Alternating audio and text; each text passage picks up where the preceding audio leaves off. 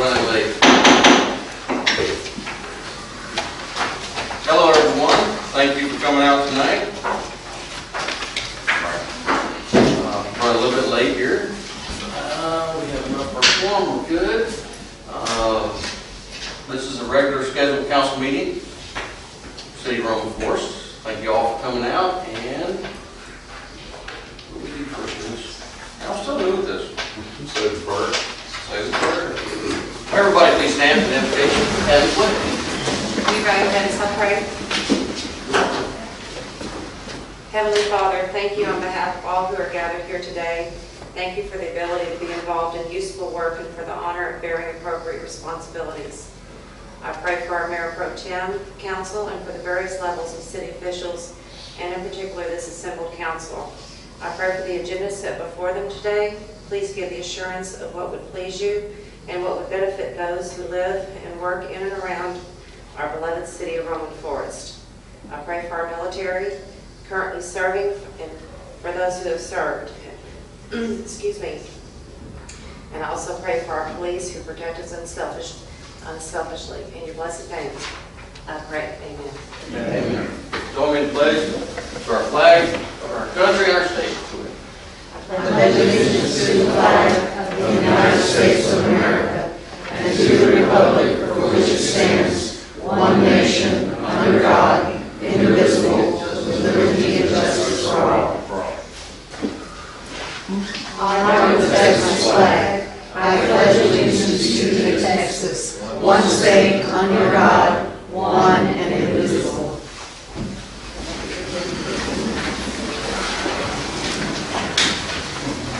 And for the record, David, we started this meeting at 6:32. Okay. Okay. Mayor Riggs is absent. Mayor Pro Tem, Here. Councilman Garza, Here. Councilman Mullane, Here. Councilman Wallace, Here. and Council Lady Peoples is absent.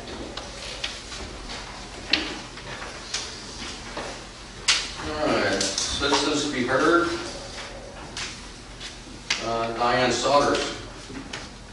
If she's here, please go to the podium, please.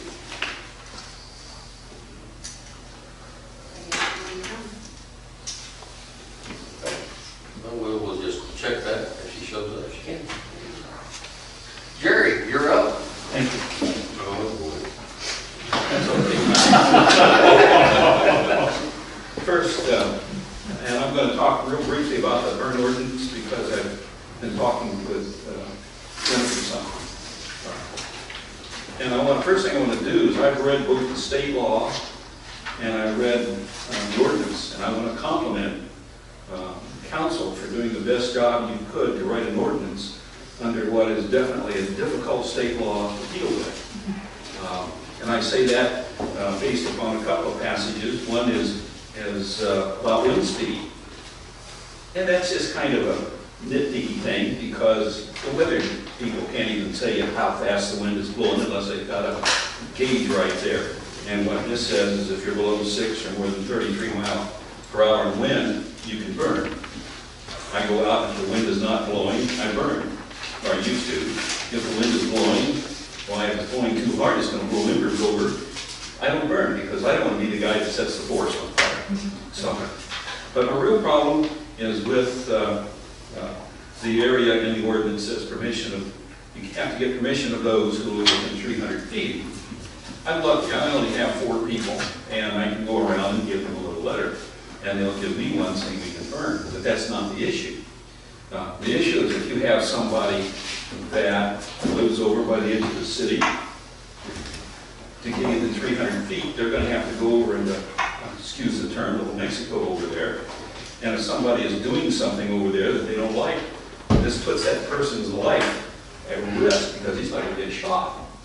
In any city, you might go up to a house where they're dealing meth or drugs, knock on the door innocently saying, hey, I'd like to burn, and have them blow you away because they're a drug dealer, they don't know what they're doing.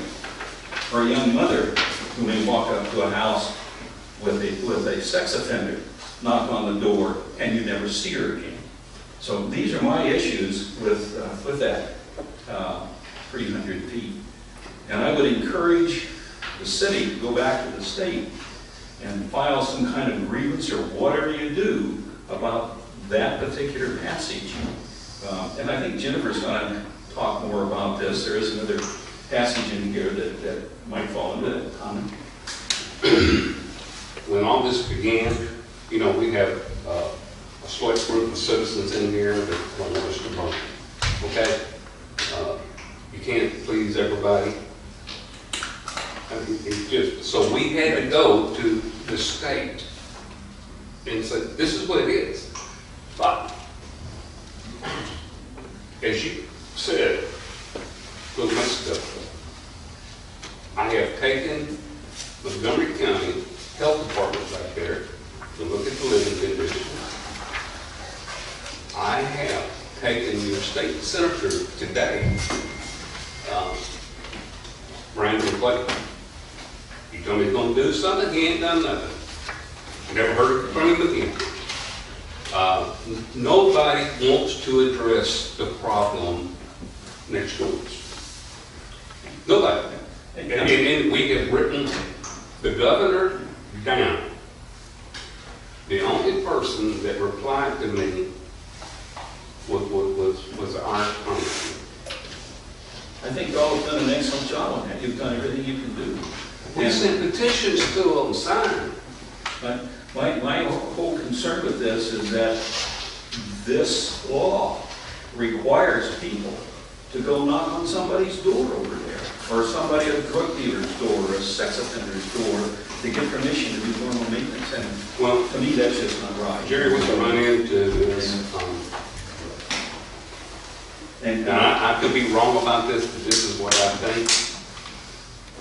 It's not a local police department. This is a Fed problem. And, you know, we are being told what to do by the state. But the state will not control what goes on behind us. And I've tried with council's help. So, I mean, what do you do? yeah, I don't know, y'all have done an outstanding job. Because I've kind of followed this on. I'm over here where all we have to deal with is snakes crawling into the fence and deer going over the fence. But, and I don't have the answers. I just thought I would say my piece about my concern about this 300-foot limitation for going to get permission to maintain one's front yard. And I don't know what to do about it. You know, as we've stated before, this is not Kingwood. This is not the Woodlands.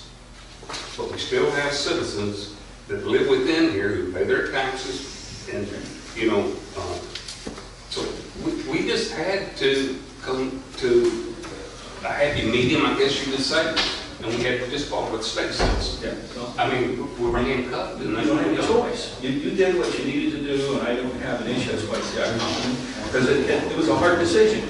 Jared, how far away do you live from the people in Kings County? I live quite away from them. Are they within 300 feet? They're not there, yeah, and, you know, these are examples if you have somebody over there, and I don't know if we have sex offenders who live in Roman Forest or not. I don't have. They call the sheriff's department, we call the chief here, so I'll get permission inside our own borders before I seek permission outside our borders. Well, we have bad people on Old Forest too. I'm not talking about the border. I don't think he's just talking about outside the border. I mean, we have a sex offender list in here too. So We have two. You feel uncomfortable, take a police officer with you. Well, and, you know, just to burn a few leaves, the state was, on one of these passages was remiss, and I don't know, you know, my only comment is maybe the city could go back to the state and say, would you review this, maybe get clarification, is this what they really need for somebody to put their life in harm's way, just saying, Mother may I. So, and I want to thank the city council for putting up with my rant. Yes. Our code enforcement is our police officers, and it is left at their discretion. I mean, we had to do that because, you know, some people, and so our police officers have to decide whether it's a citation or not.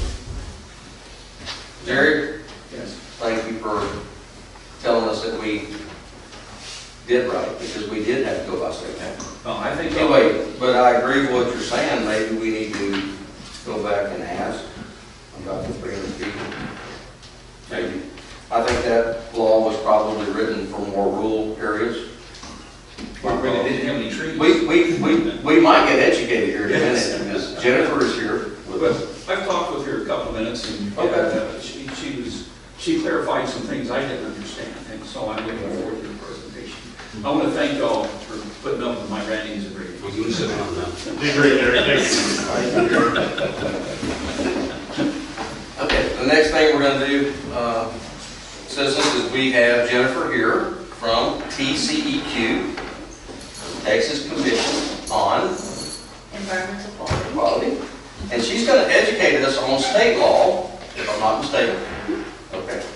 Jennifer, you're up. Thank you.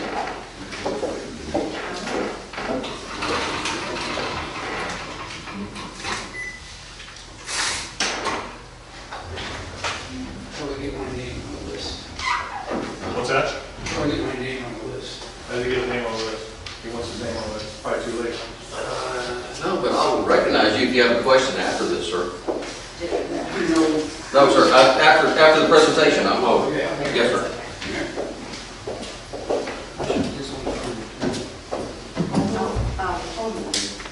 Will you turn that first light switch out closest to the hallway? There you go. Thank you.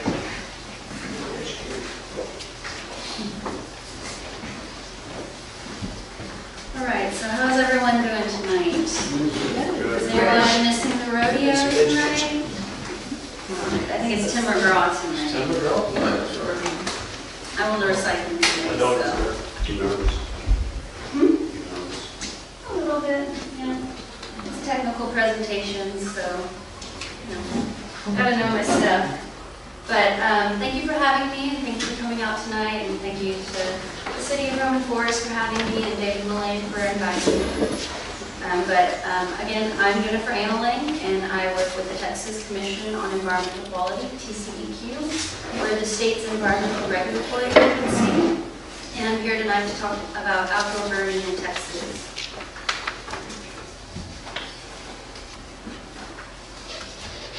I work in the small business and local government assistance section at TCEQ. We are not enforcement, we're compliance assistance.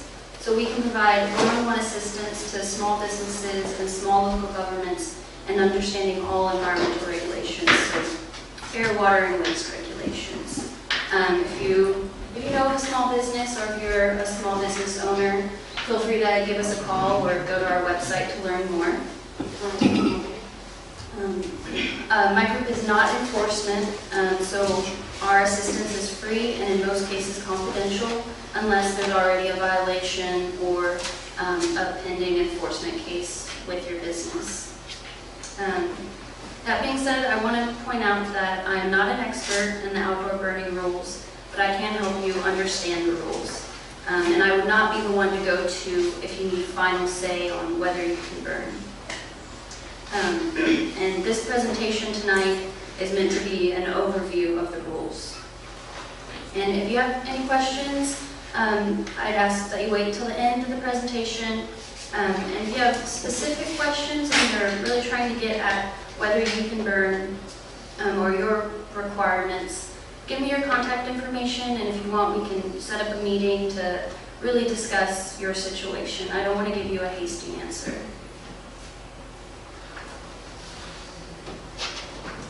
But the best place to start to learn about the outdoor burning rules is the rule, which you can find online at the Secretary of State's website. It's in 30 Texas Administrative Code, Chapter 111, Subchapter E for outdoor burning. Once you're there, you can see that the rules are separated into different sections. So it first starts off with a general prohibition statement. So if you weren't aware, it's pretty straightforward in how it's written. It says, basically, in Texas, outdoor burning is strictly prohibited. However, there are certain exceptions to this prohibition that would allow you to burn.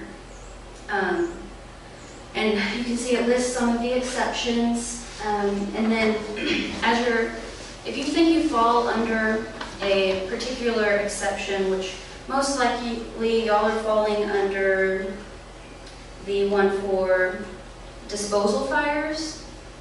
And as you're reading through a particular section in that rule, if it lists or references the 2.19, you'll want to make sure, you'll want to see if it references that, because that's the section that lists additional requirements that you may have to follow. Some of the exceptions want you to follow all of those requirements. Some of them just want you to follow certain conditions, and some of them don't reference 2.19 at all. So you want to pay attention to that. But in summary, outdoor burning is strictly prohibited, except in very specific situations when certain conditions are met, or in cases where no practical alternative exists. I'll be presenting on the state rule, but it's important to check with your county or your municipality to see if they have more strict ordinances, because you'll have to follow those as well. City or county can have the option to have more strict ordinances. In some of the cases, in some of the exceptions, you may need to notify or get approval from TCEQ. Your region is the Houston region, and you can call the Houston Air Section at that number. That's also a number that you can call if you need assistance on the rules. And you can also call that number to get daily TCEQ burn forecasts, which I think basically means if the weather is favorable for burning. But I will go through some of the exceptions. But when you're looking at an exception, you must make sure that you meet all of the conditions. And if any of those additional general requirements are referenced, you'll have to make sure that you're meeting those requirements as well. So this is some of the exceptions that I thought would be most applicable to your community, but it's not a list of all the exceptions that would allow for burning. But these are the most common, I think, for recreational purposes, firefighter training, prescribed burns, or disposal or land clearing. So fires for recreational purposes are allowed. This is probably the most straightforward of the exceptions, and it would be your typical bonfire or campfire. That being said, there are certain items that you still cannot burn if you're going to be having a recreational bonfire, and I'll get to that list later. It's kind of our no burn list. Prescribed burns for range and wildlife management are also allowed. That would be something that you might see at like a state park to control a lot of undergrowth so that damage from a forest fire is mitigated. But it does require advance notification to the Texas Forest Service, which is an agency separate from the TCEQ.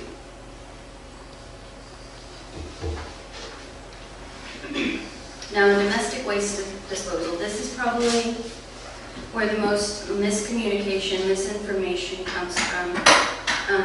But this is talking about household trash. That could be kitchen garbage, even packaging such as plastics, and it also covers brush and grass and leaves. Anything that fits the definition of domestic waste, something that is from living in your household, can potentially fall under this exception to be able to burn. Granted that there may be other restrictions for your county or local government, but it has to be in an area where trash pickup is not offered or is not mandated by your local government. I'm not exactly sure. That's kind of a gray area, but in cases where there's no trash pickup, you may be able to burn, but it can only be trash from your house, from your residence, and that private residence can have no more than 3 families, and it can only be waste from your property, and you can only burn it on your property. And then In addition, I believe y'all are in an incorporated area of Montgomery County, but in unincorporated areas of Montgomery County, you cannot burn household trash if you are on a lot of 5 acres or less, or if you're located in what's defined as a neighborhood, which means either a subdivision or if you're in a particular distance from a subdivision. And that's actually found in Texas local government code, so it's different from the outdoor burning, which is in Texas administrative code. So if you're looking at the rules and you don't know where that is, it's because it's in a different code.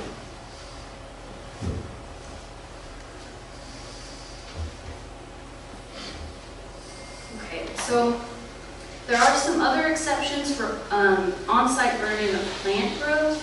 So this is when the plant growth isn't meeting the definition of domestic waste. So trees or land clearing might fall under this exception.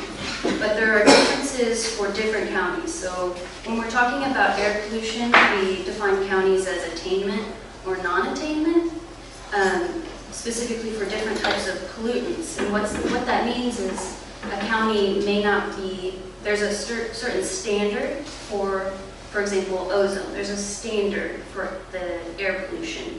And Harris County and Montgomery County are above the threshold for ozone. So y'all are not attaining that standard, which means in the case of the outdoor burning rules that you'll have more restrictions. So for this exception, there are more restrictions. So you can only burn plant growth if there's no practical alternative. That's the burden of proof is on you to prove that there's no practical alternative. And it can only be as a result of right-of-way maintenance, land clearing, or maintenance along water canals. And it must meet all of the requirements in 2.19. So this could apply to a business, but I'll get into this later, but the burden of proof for a business to prove that there's no practical alternative is much harder for a business, because in most cases it's considered a cost of doing business to budget to dispose of your trash.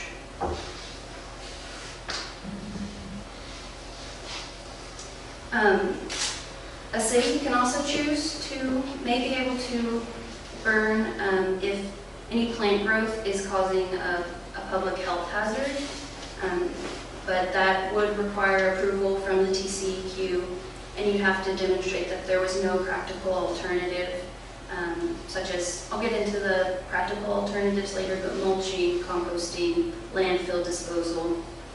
And if y'all want to do that, you'd have to meet all of the general requirements in 2.19.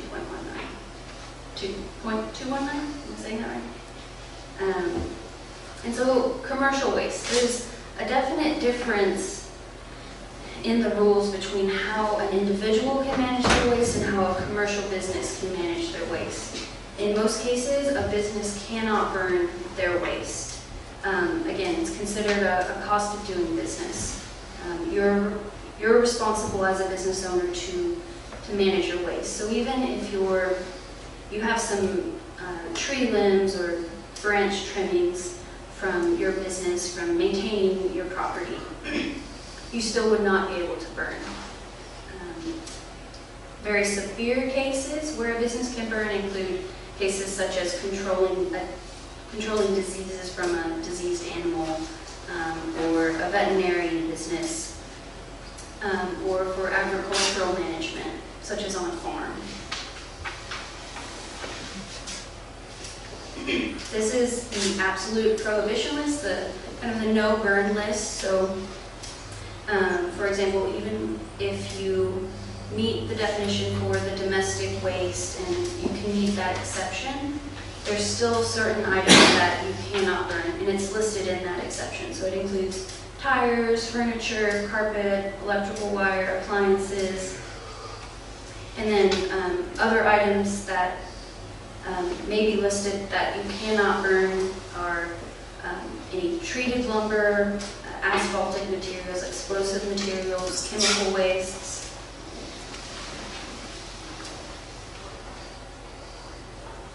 And again, local governments can choose to have more strict ordinances. And the county, for example, has the authority for burn bans.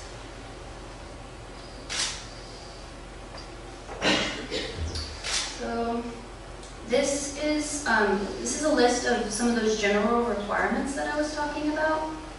If you're looking at the exception and it references that .219, again, some of the exceptions will want you to follow all of these requirements. Some of them will only want you to follow certain ones, so you'll want to pay attention to that.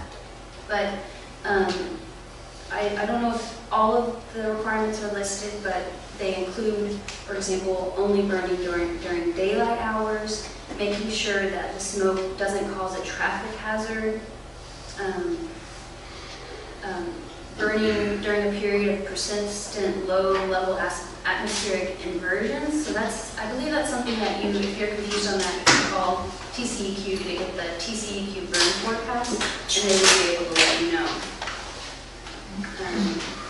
Also, wind direction. If the wind is blowing in a certain way that the smoke could go onto a roadway or a navigable stream, in any way cause a traffic hazard, then you would not want that to happen.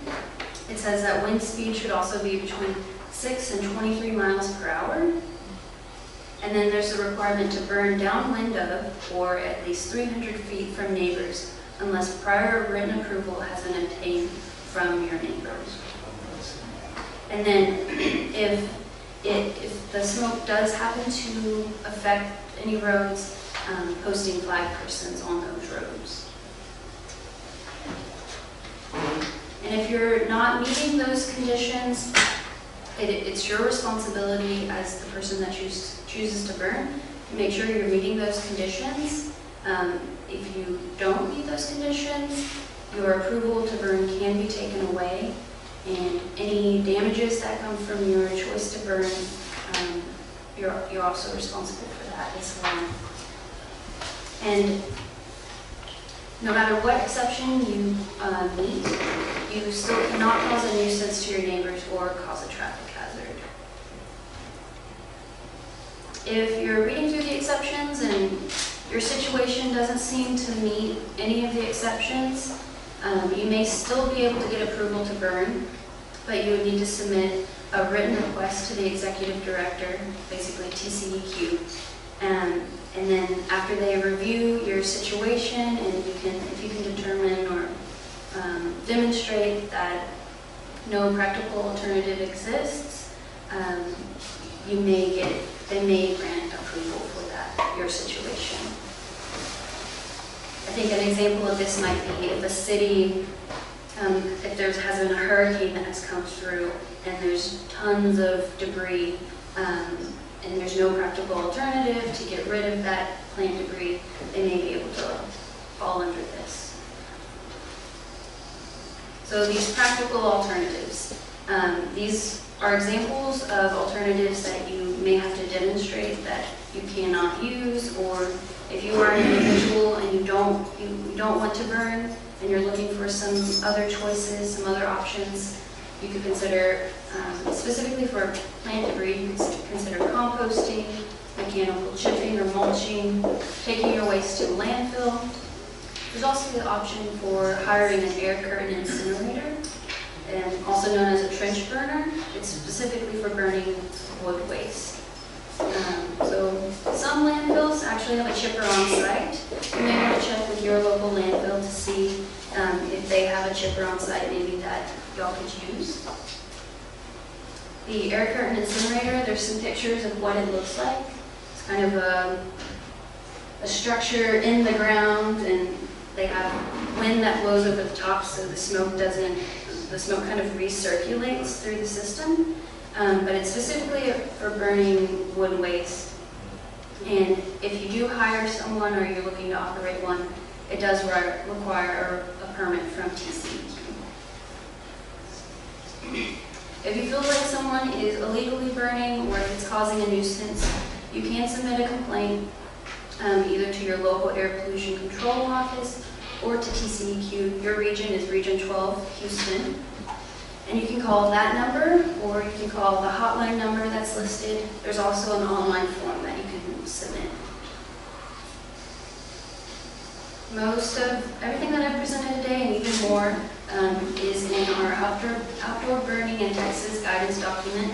You can find it online, but it's a great resource and lists all the different exceptions and has some frequently asked questions that are really nice as well. But there's my contact information if you have questions. Again, the Houston Air Section is a great resource if you're deciding whether to burn. I'm also available. I also have 2 coworkers, Becky and Laura, in the office. If we're not available, my group, the small business group, does have a hotline number as well that you can call. And if you have other questions on air, water, waste regulations, you can call that number and we can help you. And our website as well as texasenvirohealth.org. Questions? Yes, Jennifer, I have one. Well, you showed that document that shows that we're not permitted to burn within. Yeah, it said 300 feet downwind of a neighbor. Now, our documentation didn't say that, but that is 300 feet downwind of your neighbor. You need your permission, right? I think it's downwind or 300 feet. No, the presentation said 300 Oh, feet really? downwind. I can look at the rule. Title 30 says 300 feet. That presentation just said downwind of 300. I know, I've seen that. It had the word "or" in there. But if you get online and look at Title 30, it just says 300 feet. So,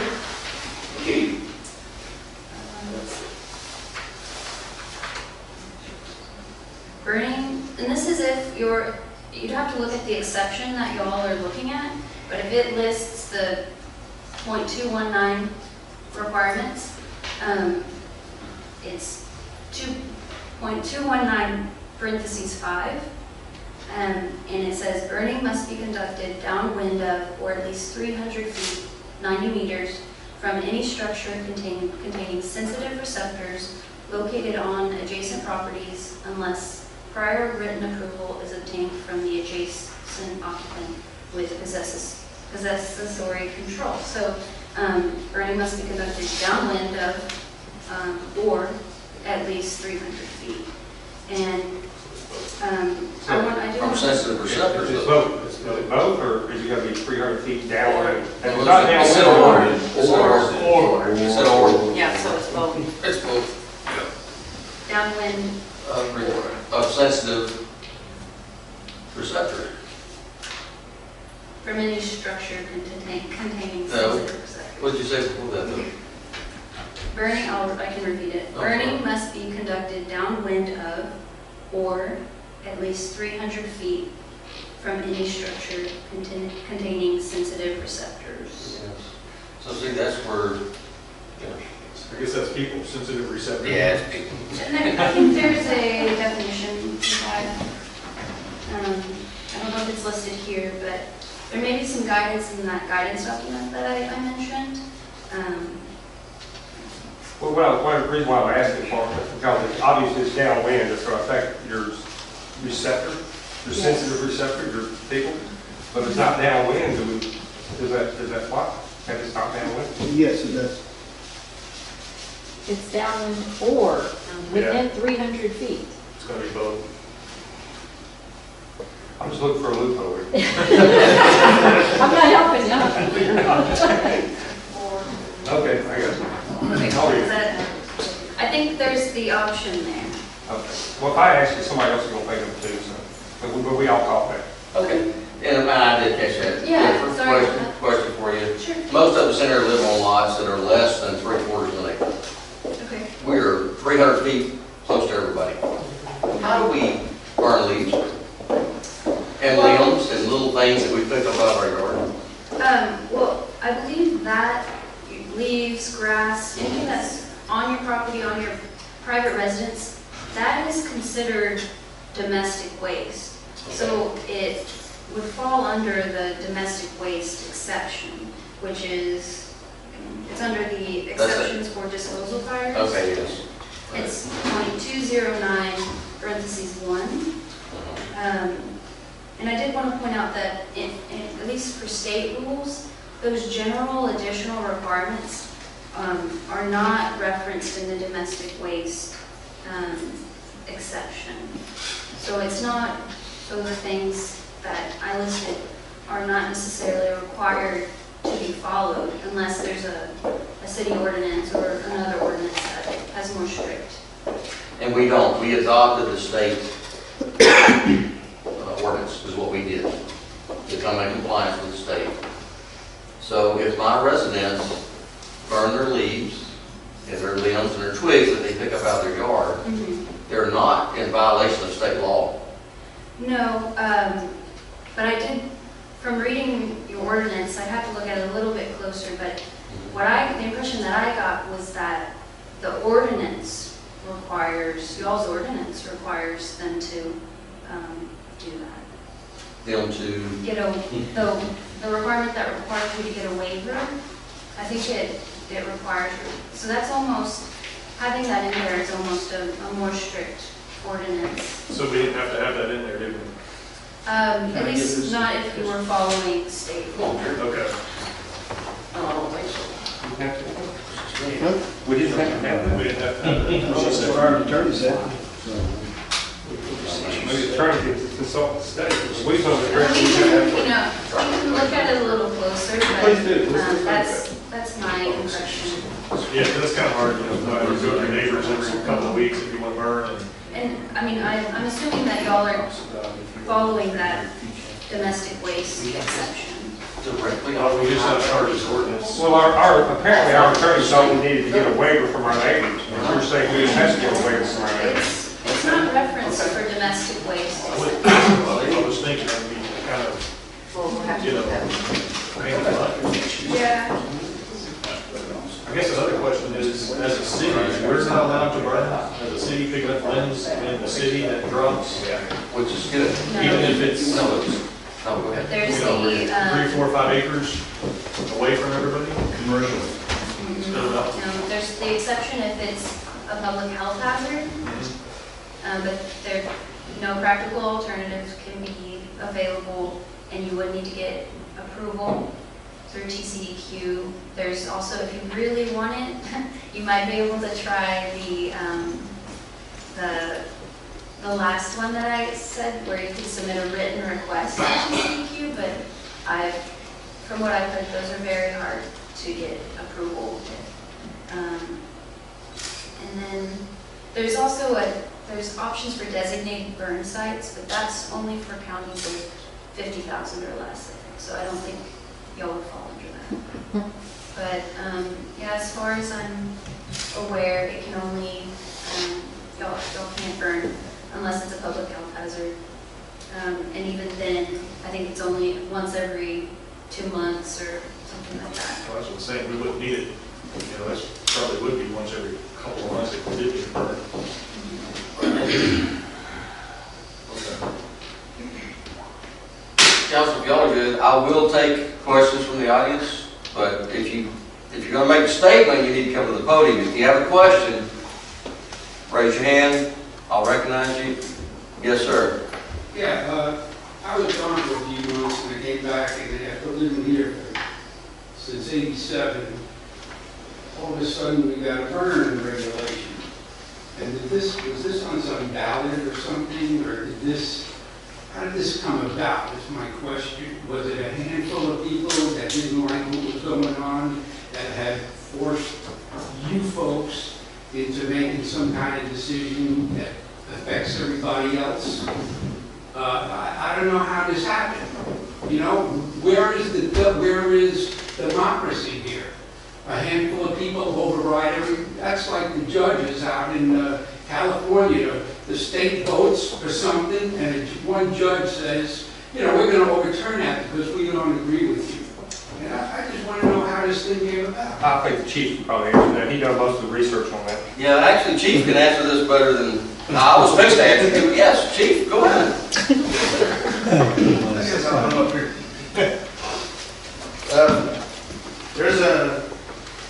The city has never gone by state law in the past. We just went by the ordinance that we had. And there is a state law, which she just explained, it, which I got a question. It's And, 97 or 94, actually. yeah, this law has been in effect for some time, but we have enforced our ordinance. And so some of the citizens are just used to the way our ordinance was. There's been a handful of complaints, even to TCEQ, and they said we need to comply with state law. Our ordinance needs to be comply with state law. Because of these few complaints. Because we can't override state law. State law is state law, whether we enforce it or not. 30 years before that. Right, state law is state law, whether we enforce it or not, it still exists. And it's a law that we have to follow. And state law says that we can't burn inside the city unless the city council gives permission by ordinance. And then you have to meet the certain requirements by the state. And once we corrected that, then we have all these, what everybody in Roman Forest perceives as new rules. These are old rules that we just didn't enforce. Now we're enforcing them. Of course, we're not going around writing a bunch of tickets or anything. Everything's officer discretion to begin with. When you But we get a say, complaint- sorry, Chief, when you say we're enforcing them, because of people, I don't know who, because of people getting the attention of the TCEQ, we had to change our ordinance or pay a fine. Because of people getting the attention of TCEQ, we had to fall in compliance with them. That's the only reason.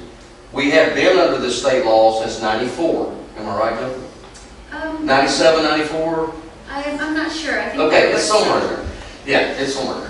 So go ahead, Chief. Sorry. Yeah, Well, the city cannot burn its own waste no more, because if we do, we're looking at a fine, could be up to $50,000, because certain people, so we have to take care of ourselves, and we had to go to state law. I mean, we didn't have no other choice. Because we can't be lesser than state law. we can't override state law. And that's right, the We side of can the be city stricter than dictates state. that. Yeah, we can be more strict than state law, but we can't be more lenient. And as a type A general law city, we can't even make up our own laws like Houston can. No. You have to have permission from the state to make any ordinance that we make. So- Okay, we have a large property, it's 2.25 acres on Apollo Circle. And a big house and a lot of limbs and a lot of grass. And so, I mean, with 300 feet, even though we got this big piece of property, there's a whole bunch of people within, distance of where the heck we're burning. So I would like, is it some way that I can get somebody to come out there and look at that and say, you have to do this, or you have to do that, or, I don't mind coming out and take a look. I mean, I'm all about educating. Right now, my goal is to educate everybody on our ordinance. I plan on making a pamphlet. I'm going to ask you to help me. Okay. And I plan on making a pamphlet that shows exactly what the state law is, exactly what our ordinance is, and maybe even some tips on how to burn cleaner and stuff like that. So I'll probably call you to give me a hand with that. But I do have a question. The 300-foot thing.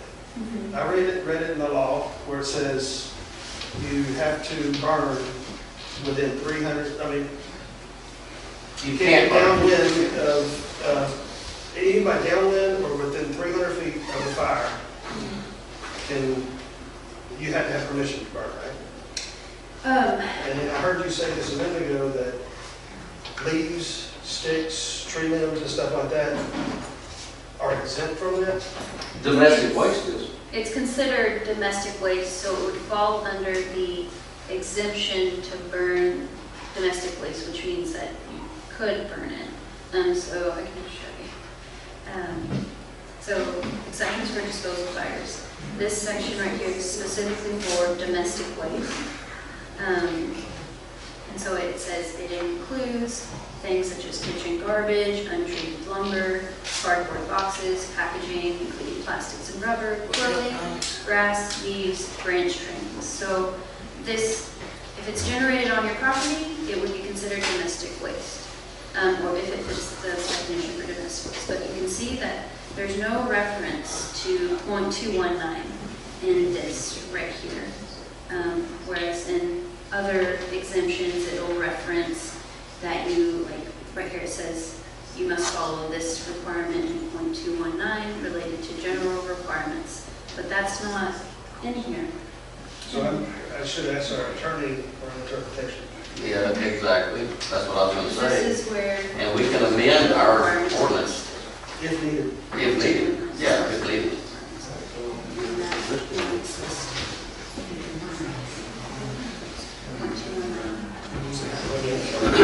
You know, That's where that. this law has a lot of bad points to it, but what we're gonna do, we can't do anything other than law. Comply. I mean, you got neighbors that don't care for one another, they're burning something, and I mean, it's just a bad deal. But we, All right, Chief, are we good? Well, I want to say one more thing. I need to get with our attorney for an interpretation on that. But in the way that we're looking at the 300 feet thing,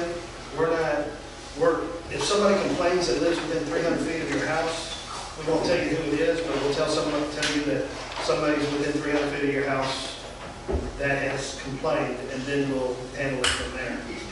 But now it looks like I need to get with our attorney for an interpretation. Exactly. We'll figure that out. All right. Are you good right now, Chief? I'm done. Okay. Any questions? No. We got a question. We got more questions. Ken? More questions? Got another question back there. Yes, sir. Has anybody talked to Allied Waste to see what they're gonna do if everybody starts bagging all these leaves and throwing them out? Because at some point, they're gonna start either changing prices or saying, we're not taking it because it's costing us money. I agree with that. I No. mean, if they gotta run 2 extra trucks in here because of the extra leaves at those time of the months, somebody's gonna pay. All right. Whether it's all of us or some of us or, has anybody even considered?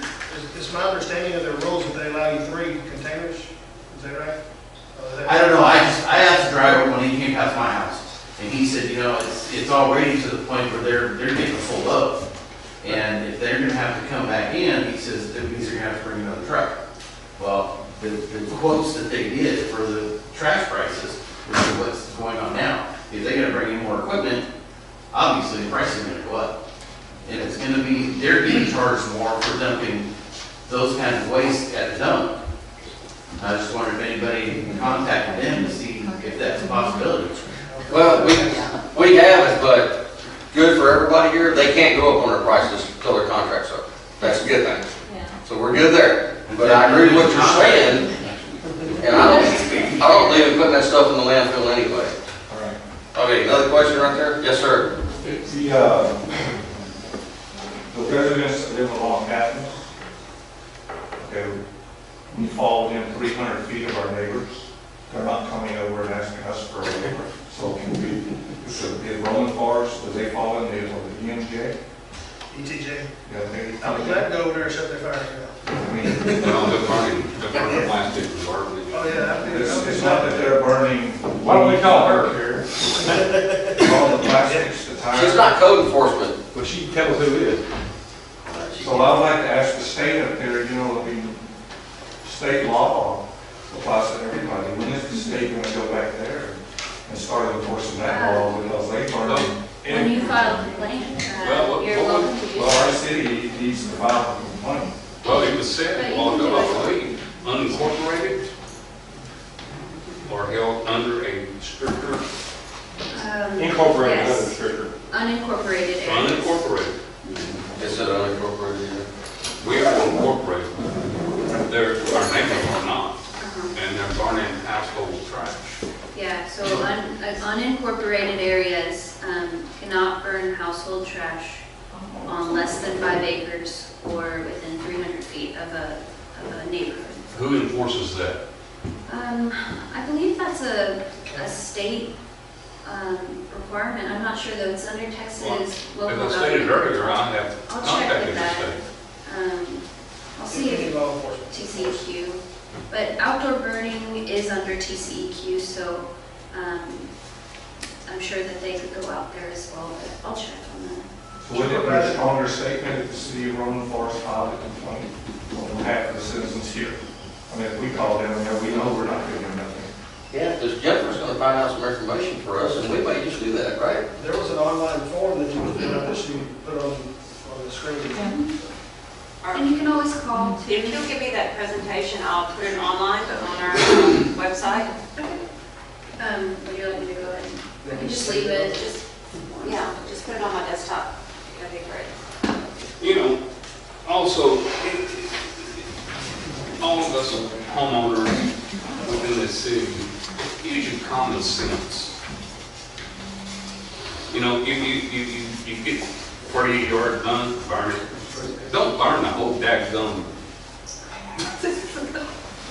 deal. I mean, we can work with this. All right, Jennifer, thank you very much. Thank you, Jennifer. We already got some information from you. What's that? Got a question? Thank you, sir. All right, last one, here we go, go ahead. Yes, Jennifer, sorry, I have a question. I heard from some other people that building material and trash and putting on carpet, even leaf is hazard for people, like causes pneumonia, respiratory problems. How true is that?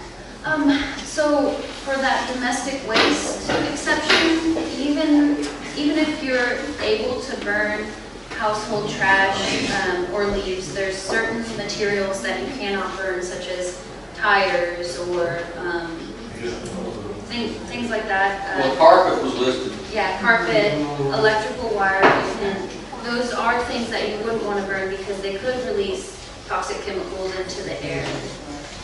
That could be a health hazard. And bad for air quality.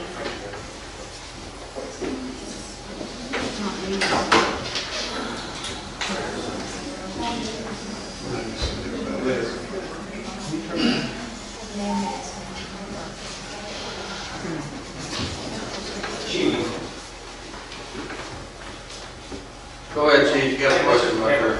Question for you. You said that that y'all would not let them know who they filed the complaint. Isn't that available under the Open Records Act if we? It is if we document it. If we document it, you can get a public information request and get that. That the rest of them should know that it We is know that. available under Open Records law. We know that, so we don't document certain complaints. If we just get a call, somebody wants us to go take care of something, we don't document it. If we have to write a citation, then we need that complaint in writing unless we on-view the problem. So if somebody calls in and says, hey, there's something going on, if we go over there and we on-view it, we turn it to the complainant. We got an anonymous complainant, and we turn it to the complainant, it's never documented, so it's not open for public information. So that you can assure that, your name will be kept quiet. But if we have to write a citation, if we don't see it, we need a complaint, and that is public information. Thank you, Chief. Thank you, Jennifer. Thank you, Jennifer. We're gonna move on now. Everybody take a look at February 10, 2015 city minutes.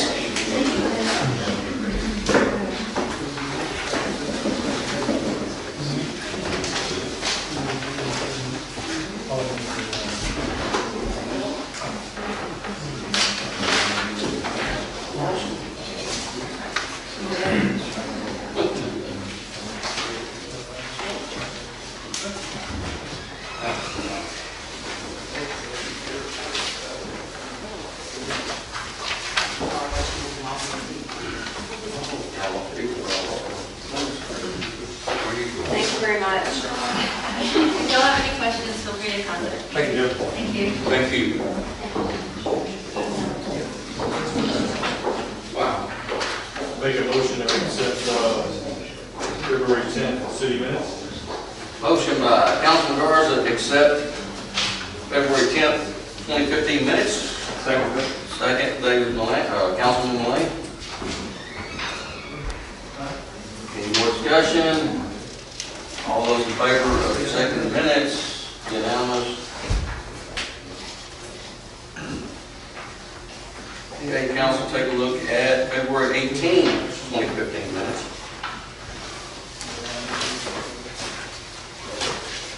This was our workshop, correct?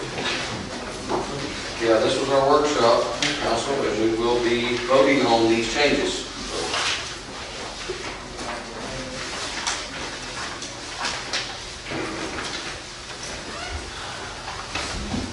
You have a question? Question? Spoke with Chief Carlisle, Mhm. and he actually needs about $370 for the, was it the, can you explain that? What was that, the packs, the holders for the defibrillator? What happened to that? What are you asking them? Oh, it's a hopefully sunglasses. We bought you 3 of them. Oh, yes. Yeah, we need holders for it. We need one in here. When I brought that to the table, I was looking for 5 for each of the patrol cars. But then, of course, we don't have enough money to buy that, so then we talked about getting 2. We'll trade, put one in the supervisor car and trade one back and forth. And so I don't want to drop it, so I'd like to buy a Pelican case for that. But then also we talked about buying a 3rd one for City Hall. But, you know, that was a surprise to me, and I didn't think about it.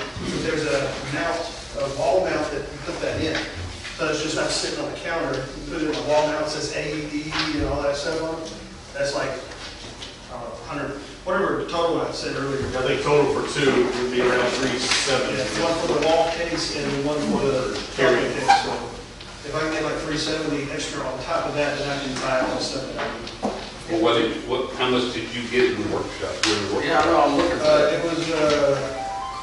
was it a 3,900? It was increased by $6,500 to purchase 3 AEDs and 1 radar unit. Okay, so the radar. As far as I'm concerned, what we gotta remember here is we don't get any more paydays from this day forward till January or February next year. So we're gonna have to watch our monies. Right. We got infrastructure we have to take care of. And you said you wanted one in the, not you, the council said you wanted one inside the office, and what I'm saying is we need something to put it in. No, I Chief, understand. no, Chief, that was you. We said 2 units. Oh, what's that mean? We said 2 Somebody says units. about having something inside the city. I don't think that was council. Yeah. Was that you? But here's the deal, pennies make dollars. Right. And we don't get more paychecks until next year. Right. So we've got to watch the monies that we spend. Okay. Yeah, I understand that, but we still got to take, if we're going to buy it, we got to take care of it. It should have been brought up in the workshop. Well, but we have the ability now, That's okay, we'll set it on the calendar. no, we have the ability now to discuss it. Okay. But this is Don't get mad and walk out. Oh, but this is the minutes. It costs a lot of money, I don't want to sit around and We breathe. have. Chief, we got to take care of it. Discuss it. That thing does not come with, it didn't come with the case? Okay, council, this is what we do. We either approve or not approve these minutes. These minutes are the minutes. We can discuss this in the later line item. These minutes are the minutes. This is what we did. If everybody agrees with them, I need a vote to accept them. We can discuss this in the line item. What's the highlighted ones for, Liz? Is that the one for changing? Yes. Yes.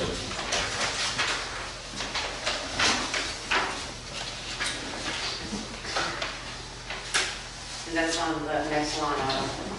Yeah. Not the next one, but down the letter.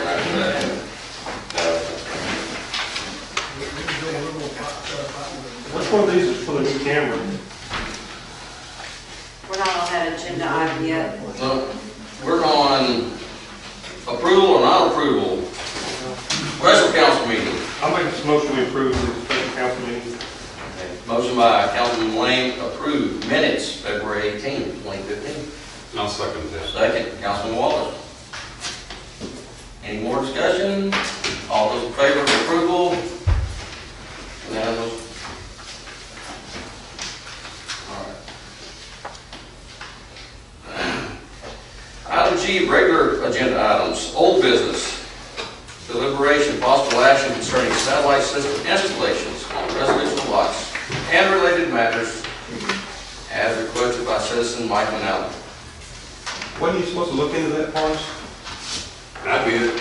What is that? He told me about it, go ahead and look. I talked to an installer.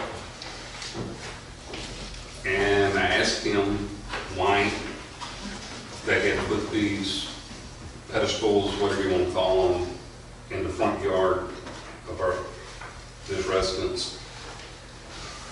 They said to pick up, The city. yeah. And I said, well, they had an old one. Previous owners had an old one on the house. And what he told me is that they were, didn't want to drill into that section because it wasn't in good shape. That's about all I can tell you. I mean, you know. I think it's a liability issue. Don't you think that? It's more of a liability issue? They've been doing that for years. I understand that, but, yeah. But that's what I got. Anyway, so it's gonna be up to us to put a stop to it. Because nobody wants to see that. Am I right? Okay. I mean, this particular house, no, they couldn't put it in the backyard because of the trees. The woods, yeah. Yeah, I went over and looked at it. But I still don't understand how come it couldn't have been put close to where the old one was on top of the roof. I think the installer was lazy. Well, they charge more money to do this. No, it's free installation. Do you think? When you sign up for Dish or DirecTV, it's free installation. You know, and I've got two of them on the side of my house. They put them Got a big up. house. Got a big house. Got a lot of TVs. But they still have cable available to them as well. That's what I got out of it. So it's gonna be up to the council to decide what we're gonna do. And saying that, you know, it may cut some people out. Is it Northland cable available for all residents out here? So they do No. have a cable. No. No. Everybody, no. They put it on the street room. It doesn't. It's not everybody.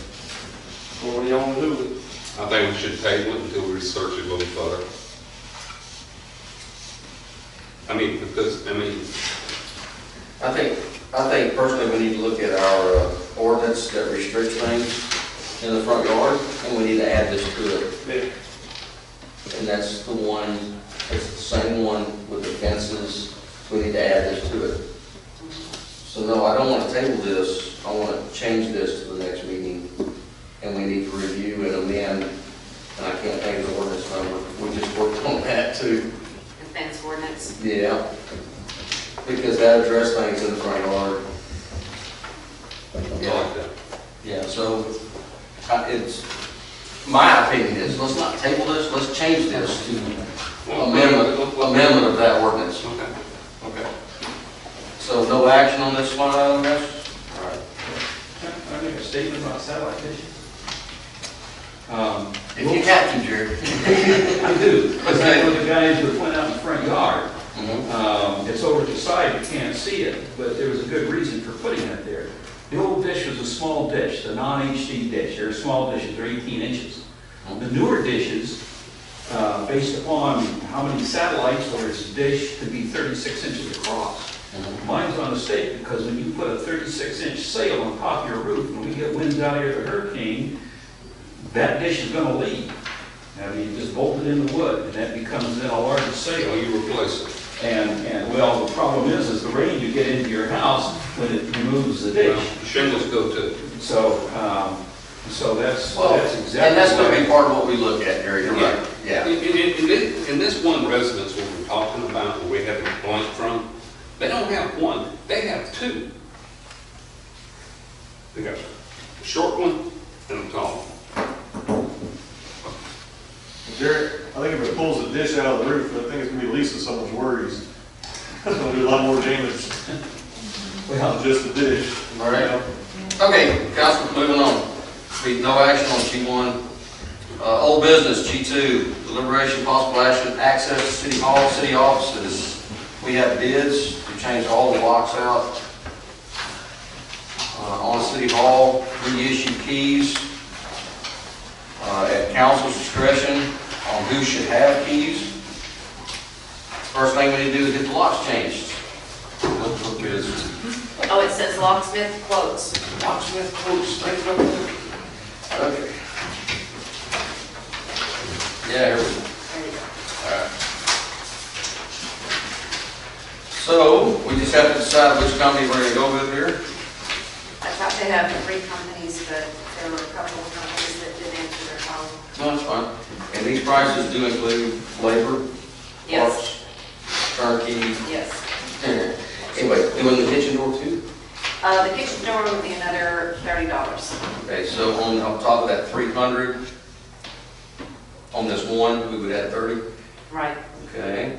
How about the other estimate? Same thing? yes. And the first, I mean, they both came in the same price. The only reason why I put 300 on the first one is he said he can guarantee it will be like 250, but he wanted to put 300 just to make sure he covered everything. So they're both basically the same.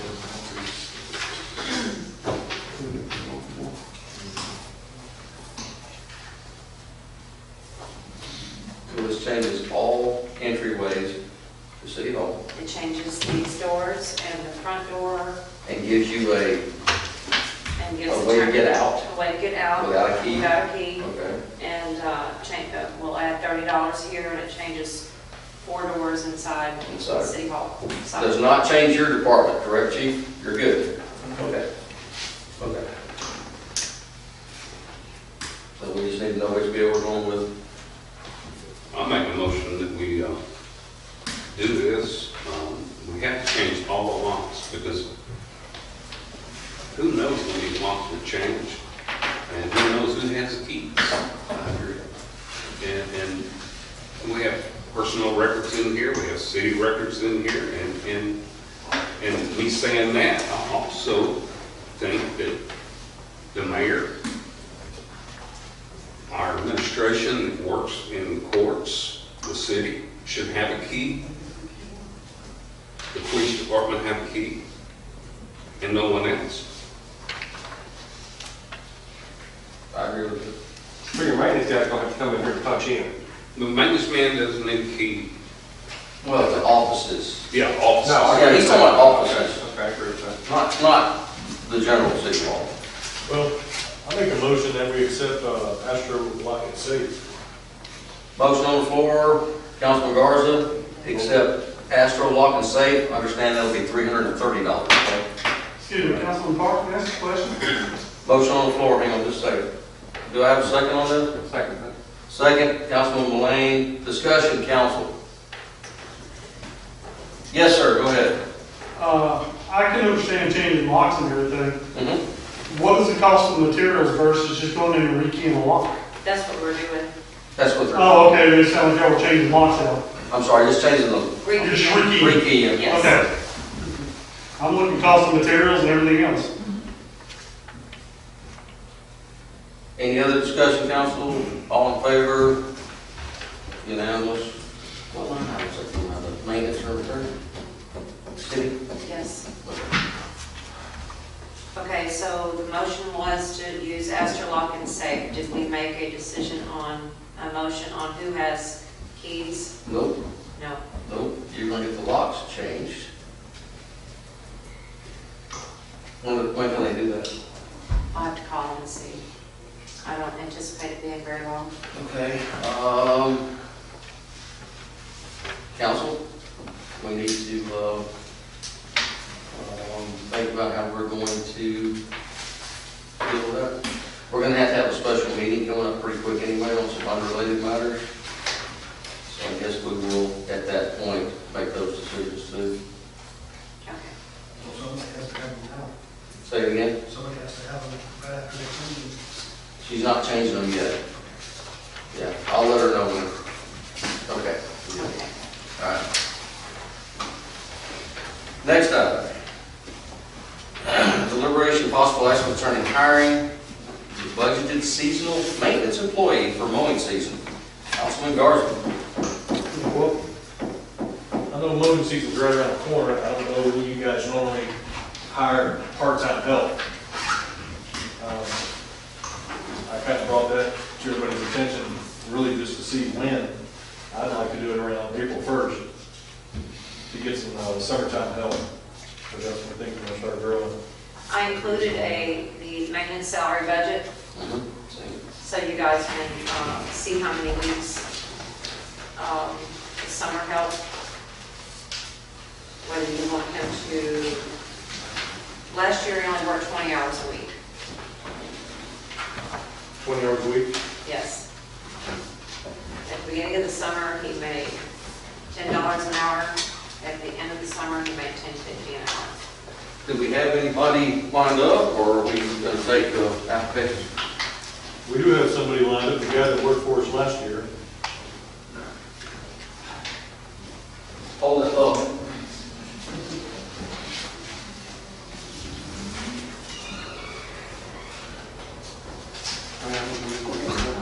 Huh? At least 30. No, I'm busy.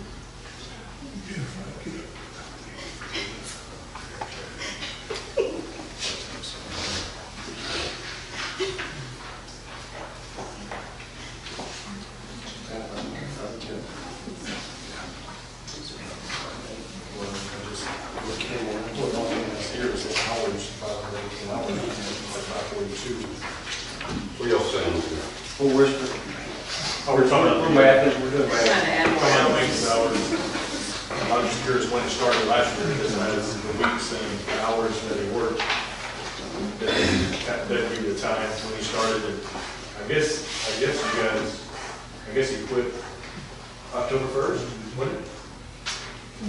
Or was it September 1st? It was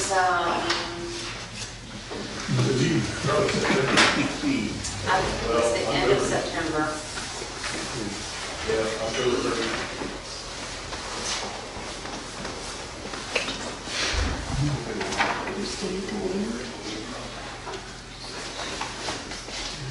Your chief. Carla. Carla. Yes. How do I get my PC out of this big mode?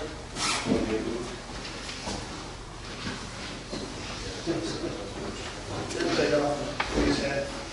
And I want to be glasses for that. That way you want to have it.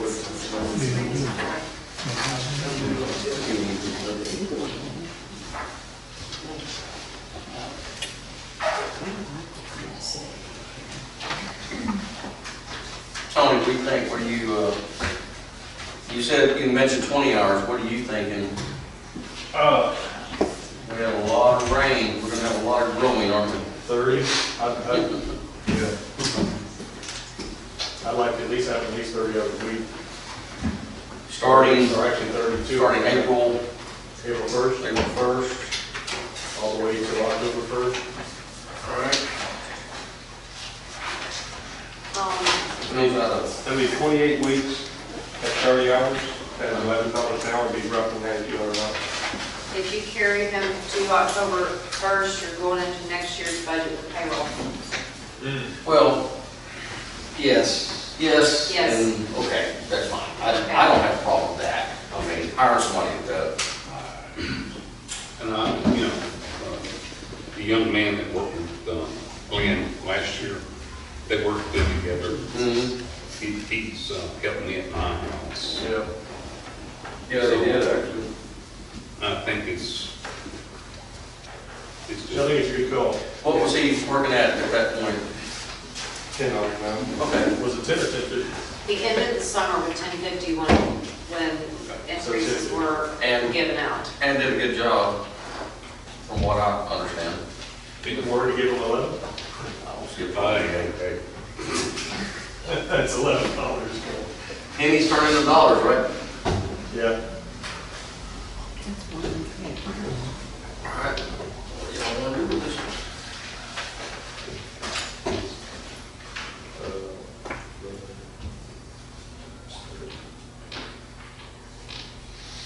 Because yes, we did budget for that, so it is, sir. Okay. Yeah, I just looked at it as, sir. Well, I mean, she's right, it takes us a little fast. It's Well, it $400 depends on when you difference. It's started. $400 difference. That's all it is. So But it's, $11 an hour will pay him for 25 weeks at $20, 20 hours a week. So you need to back up from October 1st, 25 weeks, and see when that start date Well, we're just is. gonna go 28 weeks. It's $400 difference, what do you just said? No, between 10, 50, and 11, $400 difference, but he's gonna go 28 weeks. Okay. Now, I guess we could At get 30 hours a week. from April to October, it's 28 weeks. Y'all know we're gonna be having budget meetings way before this, so it really doesn't matter. Okay. We just need to agree to either hire him or not. I like the motion. And at what rate? Yeah, Yeah. go ahead. Yeah, I think the kid's worth less. yeah, he's definitely worth it. That's hard work. What is his name? Justin? I think Dustin's worth 11. Well, I've seen him work before, never been 11. It's worth more than that, but we just can't afford it, unfortunately. Well, we budgeted through the end of this year for that. Close. I make a motion. Okay. Motion. Make a motion that we hire Dustin, $11 an hour. His hire date will be April the 1st, and we'll end October. No, in? Okay, let's just leave that open. Great, that's even better. What is the effective date of hire? April 1st. Motion on the floor, Councilman Garza, hire Dustin at $11 an hour starting April 1st as part-time maintenance. No end date yet. It's part-time help, we're good. No benefits. At No benefits. 20 hours a week, 30 hours, 30. 30 hours. 30 hours. 30 hours a week. I second that. Second, Councilman Lane.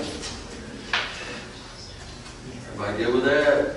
No discussion, all in favor? Okay, we got, Kind of slow withdrawal on that one. he was. He's looking at Chris out here. I just have a question, if he's 30 hours, does that fall under full-time? I don't know if it's 30 or 30. 32 and under, Not even under a bottle standard. 33 and under. Okay, because I know some companies say 30 hours a week. 32. Yes, 32. Okay, I'm just checking to make sure we don't have to fall under that. Motion carried, unanimous. Slow withdrawal. It was. All right, item 5, deliberation, possible action concerning repairs to zero-turn Kubota and purchasing new maintenance tools. Okay, my understanding was that we had to spend $3,200 on a zero-turn mower. Lansdowne Moody made a mistake, and those same repairs ended up only costing us $1,769.08. Yeah, only. My question is, why is our maintenance guy not doing these things? I see a fuse, a battery, all filters, everything a maintenance person should be doing. Why are we hiring this out? We're paying this guy, see, it's the second highest rate paid employee here, and we have to pay somebody to do his job. Well, we can Can change it. anybody answer that for me? Well, We can change I'll that. add to this. And why, who gives him permission to spend that much money without council's approval or the mayor's approval or the mayor pro tem's Did approval? not, I know exactly. I agree 100%. Yeah, me too. And that's why we're discussing this right now. Now, here's the other deal. We all read the report, the maintenance report on this mower. I did, I'm sure everybody did. There was abuse to this mower. Who's No fault is that? routine maintenance, no routine maintenance. And we've already crossed this bridge before. Now, we were billed the 32, whatever it was. We could buy a new mower for $6,000. This doesn't make no sense. So, no, he cannot authorize this kind of repair work. And why ain't he doing this repair work? Well, I agree with you. Some of it. Well, I mean, I'm a maintenance guy, I can change the oil filter, I can change the fuel filter, I can change the batteries. We're paying him. Why are we paying him, somebody else to do his job? If he can't do his job, maybe we're looking at his job. Well, I did speak with the manager yesterday out in Kubota, and I told him from now on, they need to call Liz or somebody. He is no longer allowed to approve anything. But the mayor couldn't approve that. No, the mayor couldn't even approve that, because he's got a $2,000 limit. And that mower I gave him 2 years ago, that Honda mower that I bought, he said that thing shot. He can't figure out what's wrong with it. We got a maintenance guy here that can't fix that. Anyway, council, I would limit our discussion on personnel to, when personnel are advised that we're gonna discuss it. Anyway, well, let's discuss this. Well, we got to accept it now, there's other ones, right? I would say that, maintenance should not be allowed to approve this. And luckily, Lansdowne Moody made a mistake, and it's only $1,700, a lot better than 32.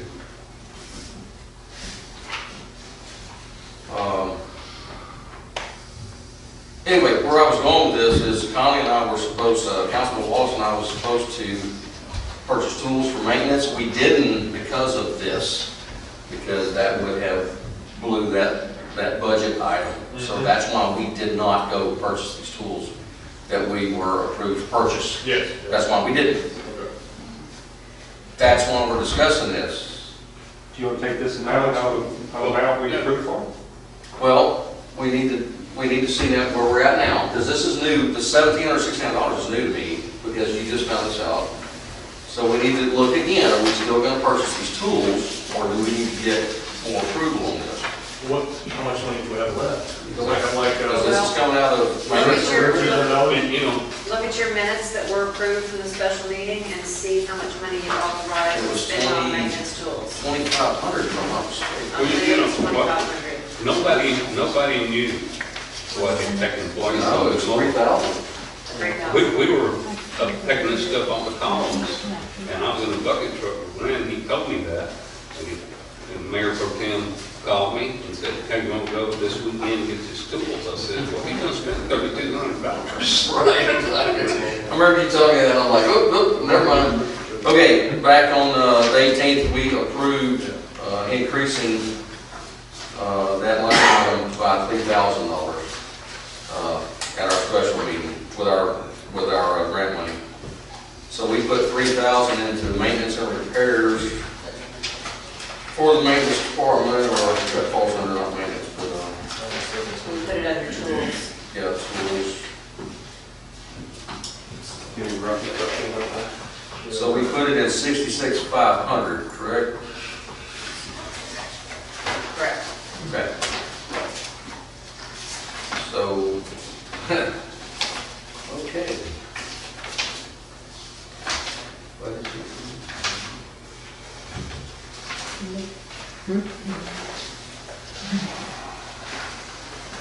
Is that already in there? It's already in there. It's already in there. Budget versus actual. Okay, got it. Okay, so we spent $180 out of that. So you've got $3,300 left in this budget? Well, but we haven't, We had to take where did you take the 1769 out of repairs? Repairs, maintenance and repairs. See, she took And that that's out. not- Sorry, but that wasn't I'm looking paid. at the wrong line, sorry. I wrote the check today for the 1,700, so it's not It's not there. inclusive of this. So look at 66,100, that 1769 is not out of there yet. Okay. So it's coming out of line 66,100? Yeah. Repairs and fixture will be coming out of that. The tools will be coming out of 66,500.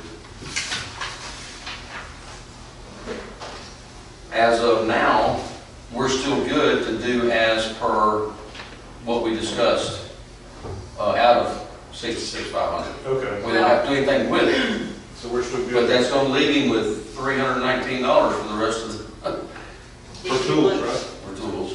Say it You again? have $1,100 left in maintenance and repairs before I paid the bill today. Yes. So you're going to be a negative $600. Negative. Yeah, yeah. Yes. And maintenance and repairs, on 66,100. Yeah.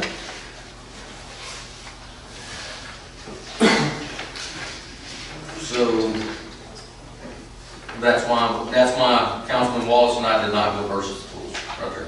What do you suggest, Chris? I would suggest that we have to move the money into 66,100 to cover those repairs. Let's do that then. I would suggest that we do not allow the maintenance department to authorize repairs anymore. And I guess, what are we gonna in doing the tool thing, It would be easier instead of amending the budget again. right? uh, I wouldn't have amended the budget, go ahead. Go ahead and let that one line item go over and just know that you're not going to spend all the money out of the other line items. That way maintenance as a whole stays within its budget. Well, it all stays in public works. Right. Which is fine, And so, because it will probably, no, we're not gonna amend the budget again. you still have $2,600 left to spend, basically, for the rest of the year.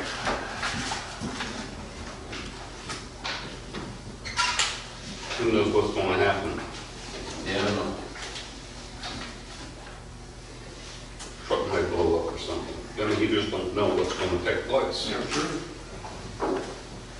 Okay, here's my recommendation. I do agree with Liz. We're not gonna move money from one item to the next. It's okay if something goes a little bit negative in a department, because the department will still stay above expected, so what are we gonna do on the tools though? We do like we done last year. What are we doing? Well, he needs tools. I understand. But I mean, So there's nothing left for tools? There is, just not, but not then $3,000. we're in March.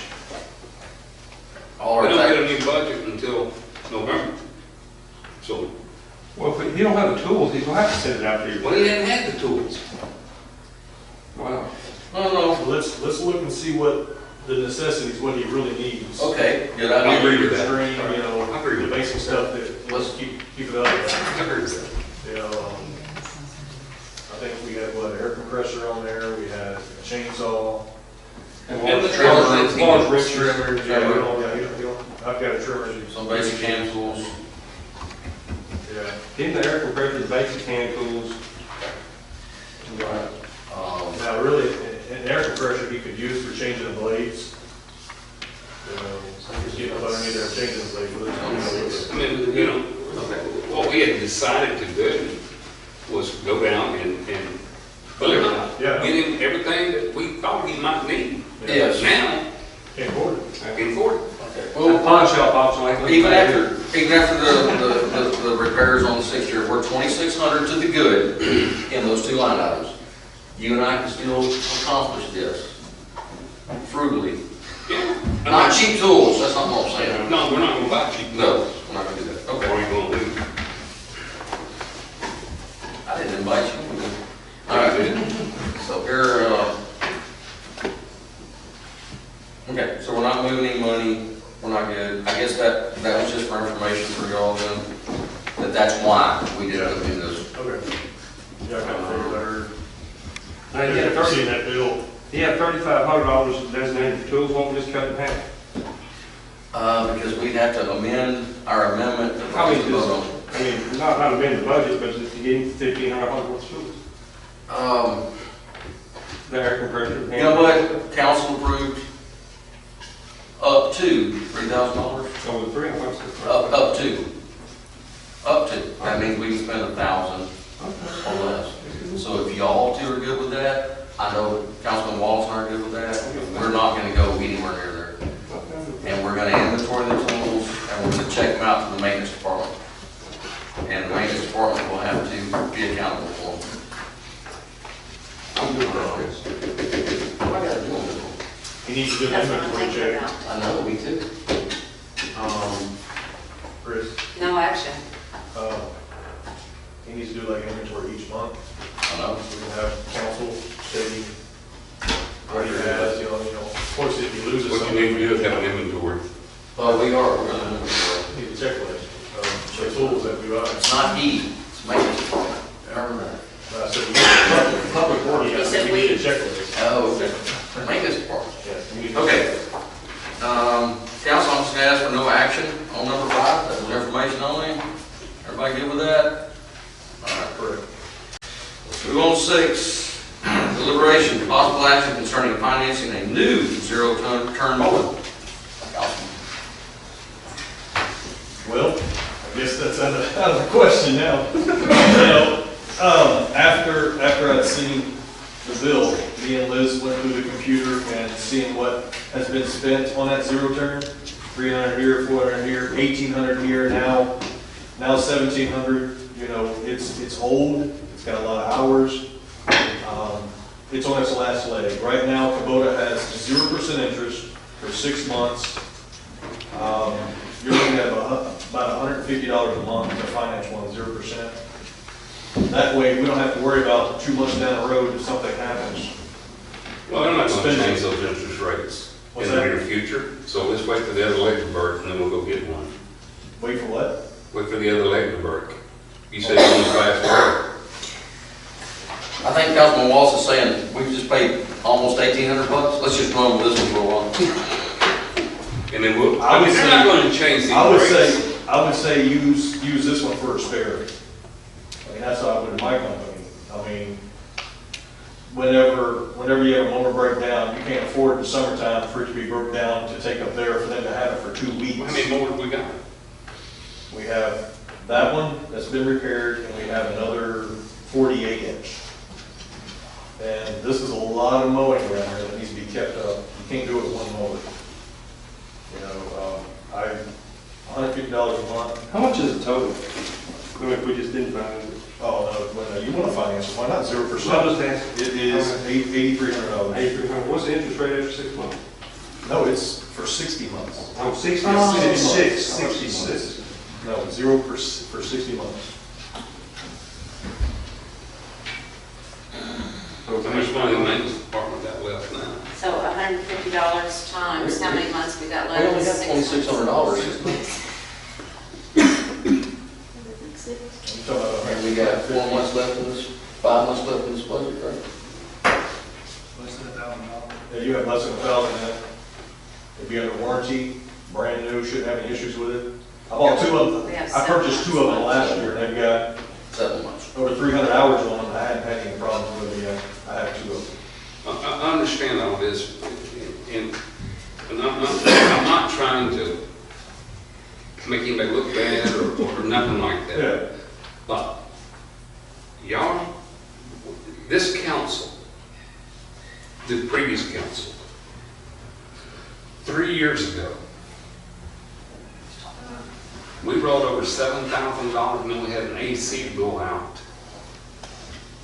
And that was $4,000 we had to spend to put a new AC in. So that left, and this is in October.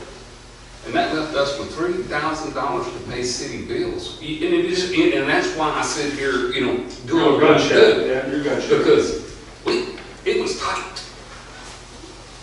Okay, just, you know, you'll spend Well, less than, no, maintenance department's tight. you'll spend less than $1,000 before our next budget. If that thing breaks down again, go look at the receipts. Well, if it breaks down again, then we go get the new mower. Why The would you? engine brakes are not going to change. You don't think so? No. They do it every spring, 0%. It'll change in May and June. I bought mine 2 last year around springtime. They Well, changed. What's your thoughts on what, Chris? Because we spent the amount of money we spent, I want to run with that piece of equipment. If it does go down, I don't want to spend that much money on it again. I mean, I'll spend $50 on it, but I'm not going to spend another $70 on it. Go look at the receipts that we have in the computer, how many times that thing's been in the shop. It's What all they too do much. and how much they've spent on it. too much. That's- But, and I agree with you, if we had an estimate that we're looking at that said 1769, I'd be agreeing with you right now. Yeah. But we paid a bill that says 1769. So now I need to get $1,769 worth of use out of this piece of equipment and then go with your idea. I won't spend any more money on a used piece of equipment. Yes. And how old is that? So I agree with you, but just not at this point. Just not right now. How old is this kid's equipment on top of? 4 years? 3 or 4. I don't know. How long is both like? Yeah, was it 3 years? We paid off the Kubota in 2013. Well, I mean, the diesel motor, it's a diesel That was motor. 2 years, right? Yeah.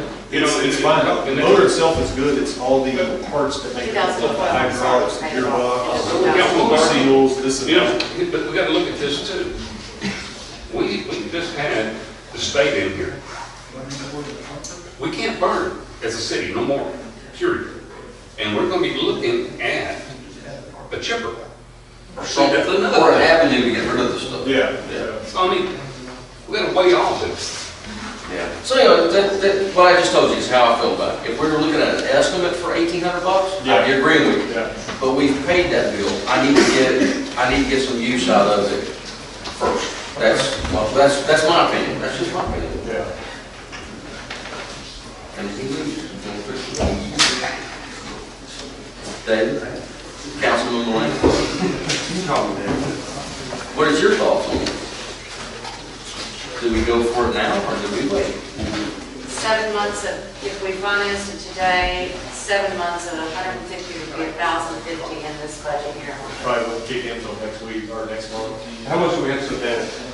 0. You know, I'm torn between both of y'all. I mean, obviously, I like to see the money get a good one, and you have a spare. Obviously, if one breaks down, I like to see that. Then, you know, I'm with you once again, if we look at, you know. That was an estimate I was looking at? I'm with him. Well, it's like fixing your car up for yourself. Exactly. I mean, some people do that, some people don't. Right. I mean, then again, if it breaks I wish down. I'd got this estimate first, Right. and then we could have had this discussion and done this. But now, You we're guys looking need at, to more, let's buy new ones. we're looking at $1,800. We gotta get $1,800 worth of use out of this thing. Well, I mean, we can still use it. I understand. We need 2 motors. Well, we got to, right? Yeah. I know. I know. I guess I'm just thinking of myself, the way I run my business, and I can't afford to be down 1 or 2 days a week. 'Cause, you know, it just grows.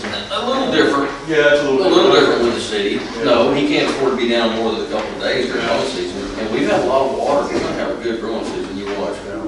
Yeah. Okay, well, I mean, that's fine if you I'm guys. just one person here talking. I mean, Probably was, we really. he gone. You made him mad. Yes. How many more months do you have left in this budget? We have 7 months left. 7 months.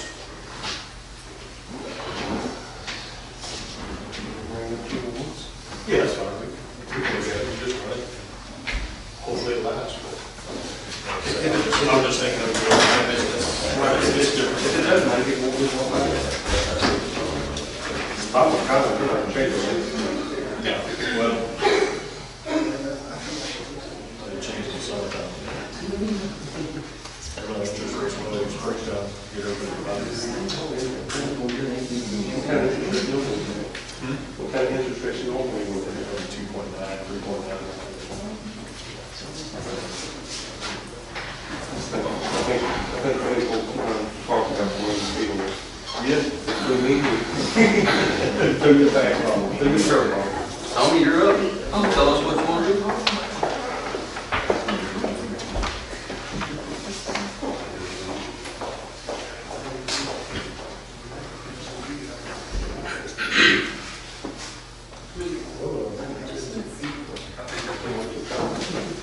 Where do you go?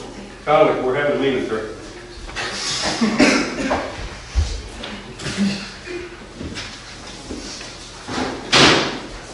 Y'all waiting on me? Yeah, I was about to send the police department after you. Show her where the good water's at in the hallway. All right. All right, make a motion, that we hold off purchasing the zero turn. I can't really tell when this comes up each month, but I'll just bring it up next couple months. You want to just say no action? Yeah, just no action. We'll just They run it. It was Councilman Garza's line item. He asked for no action.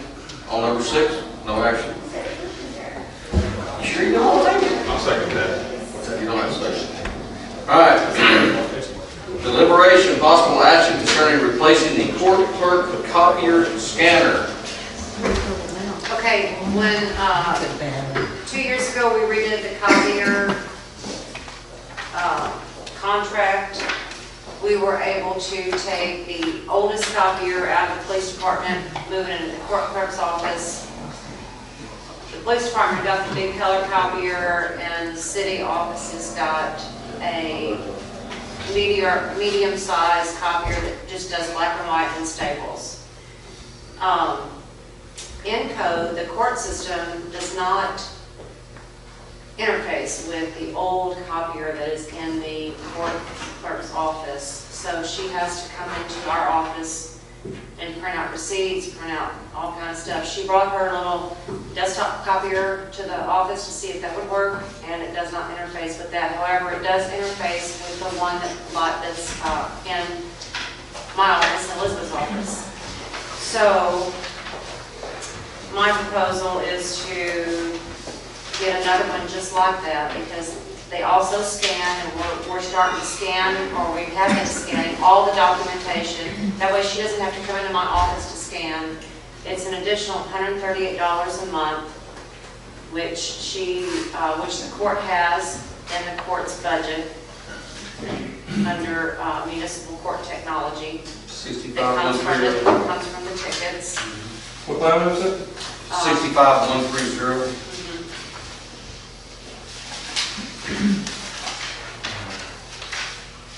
Yeah, that's one of these things that we can use court municipal technology fund for, because it is dedicated completely to the court. What was that number again? 65130.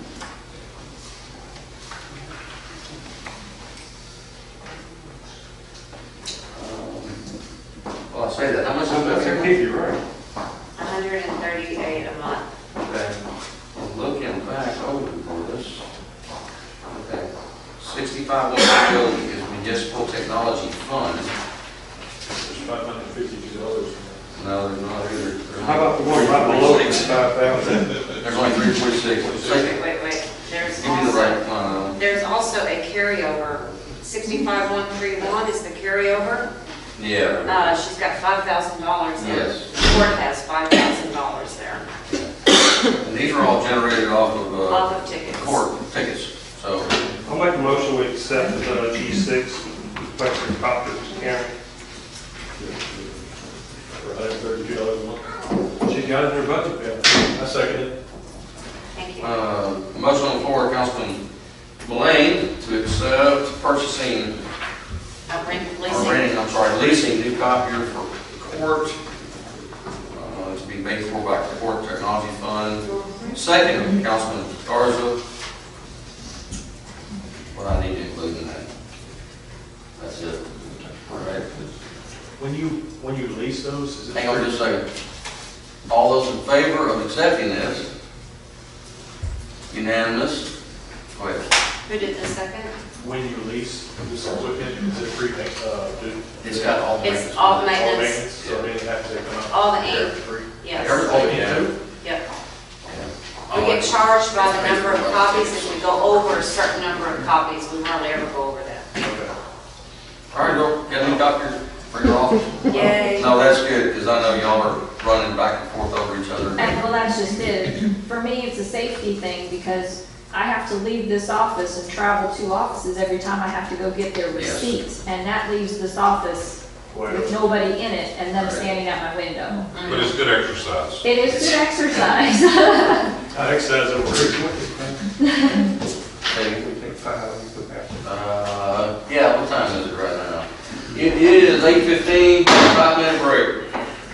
Deliberation, possible action concerning applying for a community grant from Energy for park equipment. Council, during our special meeting, we actually, Well, this is a different grant. this is a different grant? No, it's not. It is a different grant. Go ahead, Liz. Entergy has 2 different kind of grants. They have a community grant, which is, first they have a micro grant, which is $1,000 and under, which is what we applied for last season for the fence to be built. And they also have a community grant that you can apply for over $1,000. You can't apply for $10,000, but you can, something reasonable. So I would like to apply for a grant from them. There's no matching. There's no matching on those. So that's for more purpose. Motion that we allow Secretary Mullane to apply for this grant from Energy. Second that motion. Me first, second, Councilman Garza. All those in favor of allowing her to do the grant? Unanimous? Okay. Item 8 is the one I was talking about. Deliberation possible action concerning resolution 330-15, authorizing a grant application to MSID for park equipment using a city match of $20,000. $2,500. During our special meeting, we actually moved $2,500 into park and exercise equipment that come from the Bill Bridge grant. So that will be our matching funds on this, so. Matches the third. Matching 33% on third, yes. So we just need a motion to allow her to proceed with applying for this grant. I'll make a motion. We'll accept that. Motion by Councilman Mullane to accept resolution 330-15. Second that motion. Second, Councilman Garza. Any discussion? All those in favor? Unanimous? All right, let's let her catch up. You good? Okay. Item 9, deliberation of possible action concerning resolution 331-15, authorizing a grant application to MSTID for body cameras for the police department. Chief, go ahead. All the last year's events in the media and everything about police shootings and all that stuff has made a demand for body cams. That's about to be a requirement, and as it becomes a requirement, then I'm worried about prices going up and stuff, so now's the time to do it. At MSIT, we approved to fund Rowdy's, all 25 of his officers, body cameras, and now it's our turn. I mean, Pat Miller's already got them, Spendora's got them, Woodbranch's got them, so Roman Forest is next. So I'm going to apply for an MSID grant with your approval, of course. I'm not asking for additional money in the budget to be applied towards it, anything like that. So I'm going to use hopefully the remnants of what I got left and whatever I need in my equipment, police supplies line item, and anything left over from that I'll probably use from my seizure fund. I hadn't written the grant yet. I just need approval to apply for it. The deadline is the 30th of this month. How many cameras do you look for? Just for cost savings, 6 is what I'm thinking about applying for. That'd be 4 for the bottom line. Supervisors, the 2 supervisors share a taser cam, and I just won't have one. I'll just grab one of the 4, I guess, if I absolutely have to use it. If I go on patrol, fill a shift or something, I'll just use one of the 4 for the main officer. How much do you Eventually, I'm probably going to want to get more, but I just need to get something, the bare minimum of what I need. So. How much are those running? They're $3.99 each. The ones that I'm looking at now, which doesn't mean that's the one I'm going to go with.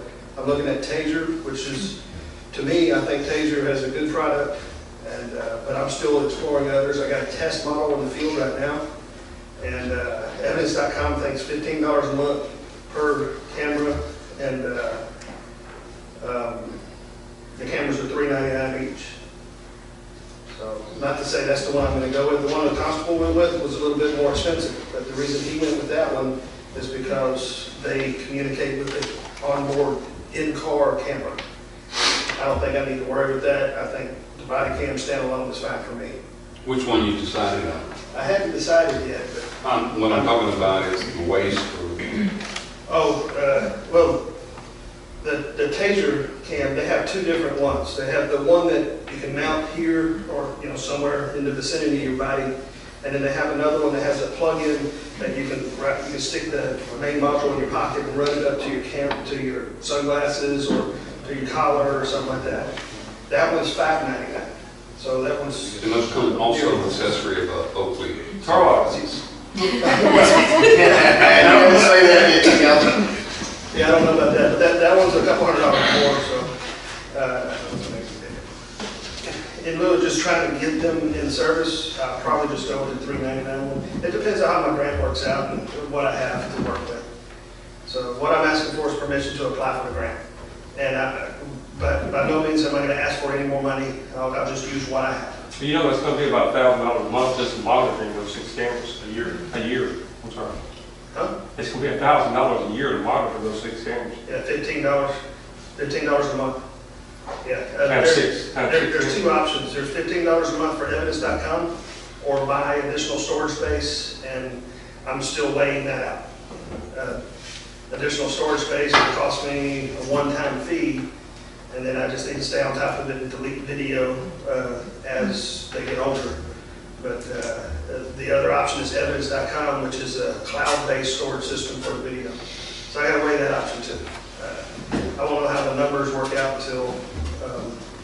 So the other thing, it's kind of like maybe like a DVR that holds so many hours that you plug it in and it stores all the videos and that. That's how I do my video now. I just download it into, I've got 2 external hard drives and a computer with a lot of storage space on it. Yeah. And that stuff fills up, and it's a little difficult trying to keep up with. How much you got those line items, Chief? How much money you got in those 2 line items? I have to go look. But you're not asking for money, you're just asking for permission to seek one. I'm asking permission I'm asking for permission to apply for the grant. And when I write the grant, I'm not going to, I'm going to keep in mind to not ask for more money. I'm going to use what I have as my match. Mayor, I make a motion that we accept with the chief applying for the grant and then follow it up afterwards. It's good with me as long as you call me councilman. I said it's good with me as long as you call me councilman and not mayor. Motion on the floor, Councilman Wallace, to accept resolution 331-15. I will second that. Any more discussion? Write your grant, chief. All those in favor? Unanimous. Thank you. Good luck. I'm gonna sit down. I got one more. No. Yeah, he needs to stand. Up there, costs us money. Deliberation, possible action concerning resolution 33215. Sheila Jackson. Authorizing the East Montgomery County Law Enforcement Training Provider to apply for a grant through MSID for financial assistance in building a gun range. I think Kings Colony is the perfect place. I did not say that out loud.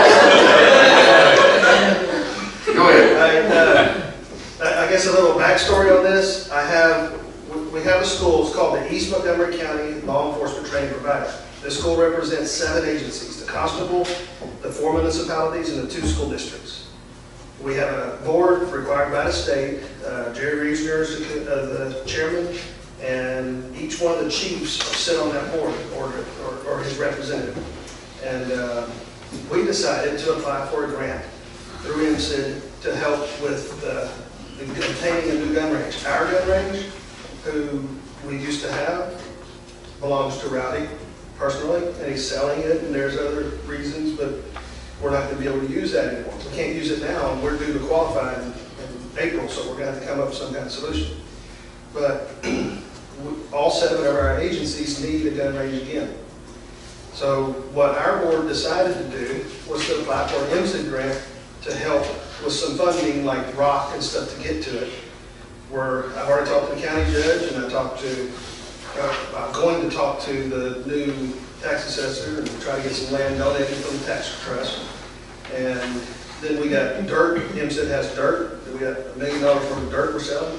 We can get some of that from MSID. I just got to put it in writing.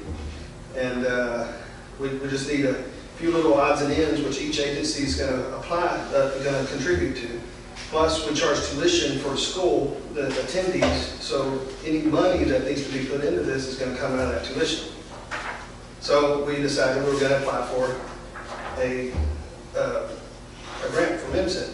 So 1/3 is going to come out from the 7 agencies. The 1/3 you're going to have to match. So we don't know how much it's going to cost us just yet. Well, I haven't wrote a grant for one. I hadn't finished the research of everything. There might not be any money other than the dirt that MSID. Well, you got to build the road. Yeah, we got to build the road, which hopefully the commissioner and the county attorney, county judge will be able to help a lot with that. So I don't know how much the dollar amount's question mark, but regardless, nothing's coming from the city of Logan Forest. I decided to apply for a grant. I didn't decide, the board decided. So we got approval to apply for the grant. I went and talked to Frank McCray, and I told him I was going to be applying for the grant through MSID, and he said, who owns the school? I said, well, the school has its own board and all this and that. He said, it either needs to be 501c, which we're not, or it needs to be a government. It is a government. The city of Roman Forest owns the school. Since 2007, we started the school, but it's available for everybody. It's everybody's school, but the city of Roman Forest Police Department runs it. So And you said owns it too, right? Huh? You said owns it too, right? Yes. And so if these 6 other agencies back out, we're stuck with it. Well, there won't be a bill, but, not really. We control the money too. I mean, it's, the tuition from the students come in, the constables pay a bill, they pay for the training and all that. We have our own money. The problem is the city owns it. It's not a problem, that's why I'm asking you the question, can I apply for this grant? Because the city owns it. MSID needs the city's approval because we haven't ever applied for our 501c status for the school. And I just read 332, there's nothing there about matching funds. It's just giving them approval to apply jointly for the grant. That's all it's doing. So is this school available to the citizens of Roman Forest? No. Or the range? No. The range is The not? gun range would not be for the public. No. We might can sign contracts and allow people to use it here and there, but the school board decided if we're going to, because of liability reasons and everything, right now, we decided we're not going to allow the public to use it. In the future, but we did leave it open in the future, once everything's said, legal advice and this and that, maybe certain instructors can use it if they do it through the school, or if they wanted to sign a contract with waivers and stuff, we might, but for the purpose of just getting it started, it's only for the government entities so far. But we do want to change that because that might be a little bit of revenue to help support it. And we got lots of ideas and stuff on that. We just need a little bit of funding, just a road to get there, because it needs to be away from houses and everything. And you used to do your shooting qualifications where? At Rowdy's. At Rowdy's, and Rowdy is selling his It property. takes, you gotta have a minimum of 10 acres. Yeah. So, Yeah. we just need approval to go for the grant, go for the grant. You need 10 acres? If it's inside the city, I don't need 10 acres. If it's outside the city, I do need 10 acres. So we're looking at section 6. Yeah, in the back. And Okay. then that's a long road to pave, not pave, but rock. Yeah. And that's where we're looking for money. Now, if y'all go shooting back there, these people will start complaining, they hear a bunch of gunfire. Now, you ain't gonna hear back there. Not from way back there. That's better where my Hawk lease is. You don't hear. Yeah, he got the other these things. Just ask it, go up there. Matter of fact, there is a Hawk lease. Now, that's not in Pulled stone. from a We're previous- looking at Woodbridge, Roman Forest, Glendora, Happy Village, we're looking wherever we just want to be in a This city. is the one we're voting on, 332 And Lane's gonna be doing it. Just looking for permission to apply for the. Yeah, this is all this is. I'll make a motion, we give you permission to seek his grant. All right, the motion on the floor, Councilman Lane, to adopt resolution 332-15. I second the motion. Good. Second, Councilman Wallace. Any more discussion? Let Chief shoot his guns. All in favor? Unanimous. That's fun playing cowboys and robbers. I mean, cops and robbers.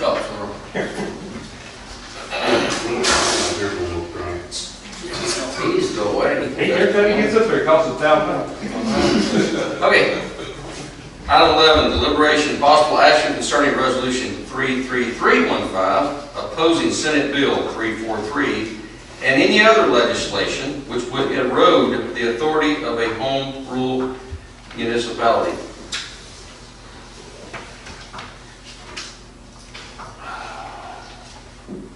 You know, I only got to read part of this. I was hoping y'all would read your email. No, I'm not going to read part of this. Well, this is what we are. No, I understand that, but you see what some of the things the state of Texas is trying to do? Like they did with us on our burner. Yeah. Anyway, my understanding is that City of Wood Branch, City of Patton Village, Montgomery County, everybody's opposed this so far. Make a motion, we oppose it. Yes, which would be accepting this resolution. Approving resolution. So we are going to motion to accept resolution? Motion on the floor, Councilman Wallace, to accept resolution 334-15.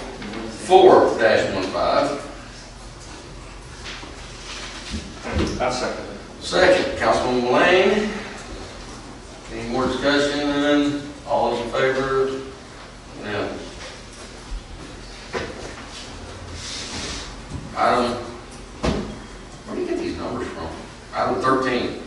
I don't know where 12 went. Deliberation of possible action concerning resolution 334. That was that one.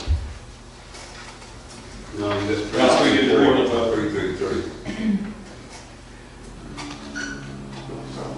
I read that one wrong. Can you correct that in a minute?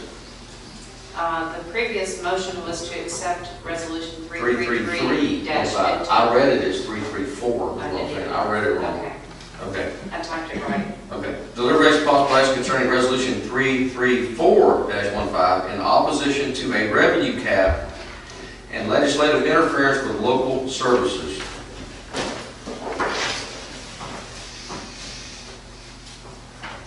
This one. Okay.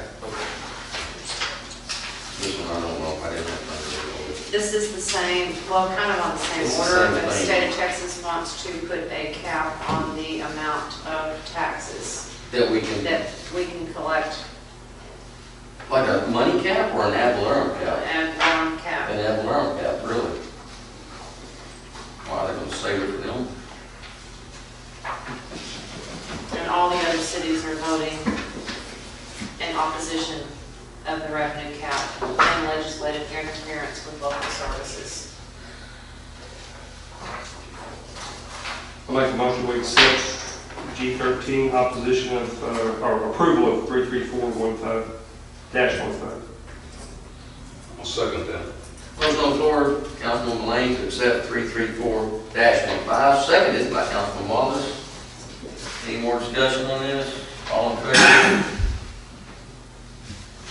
All in favor? Unanimous?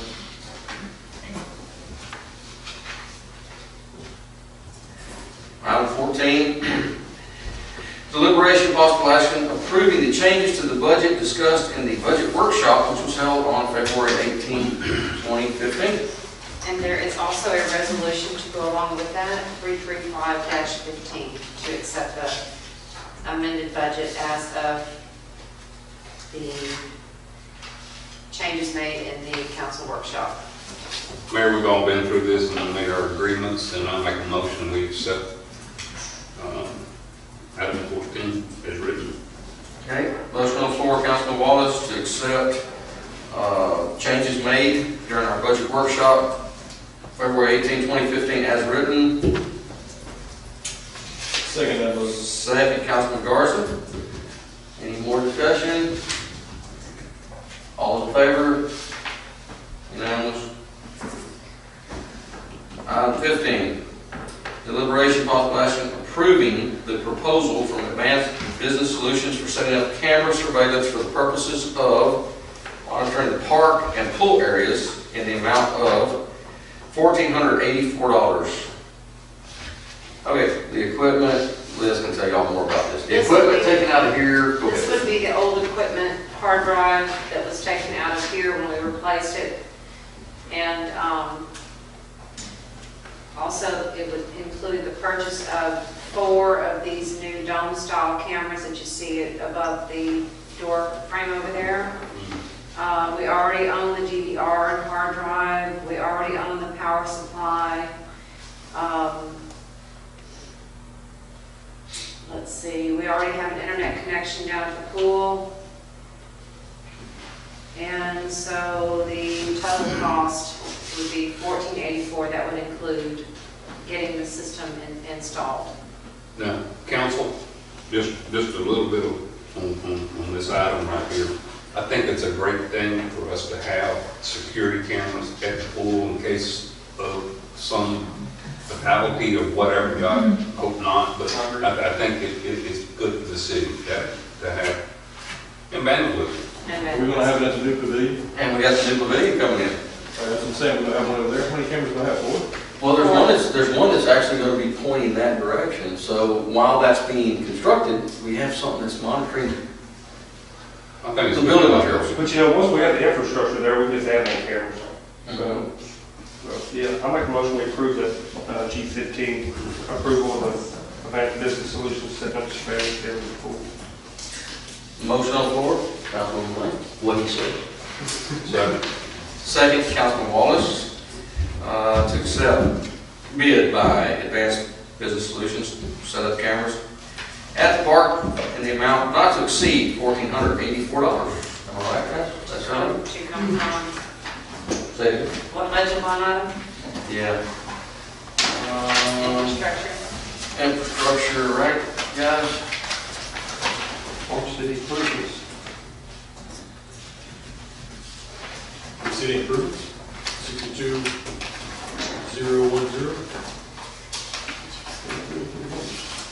What is it, 620? 62010, city improvements. No.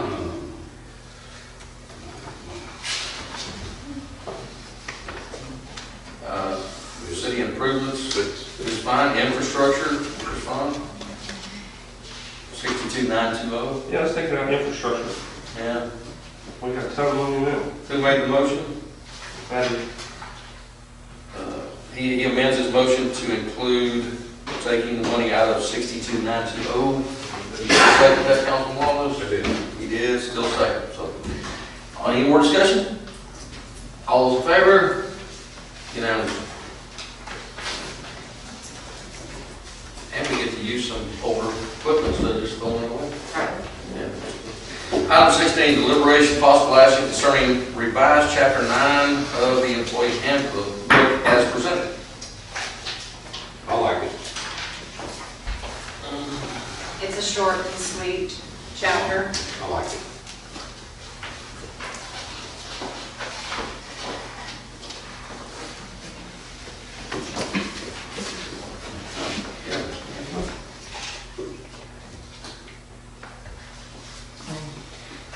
I make a motion that we accept revised chapter 9 of the employee handbook as presented.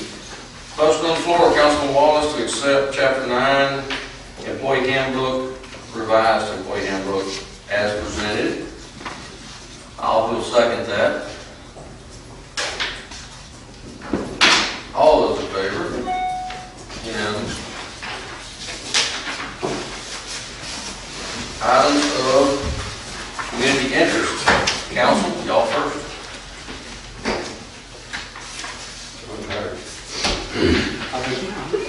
I got a motion on the floor. All right. You go sit down. Citizens, anybody out there? Oh, Chief. I thought you left.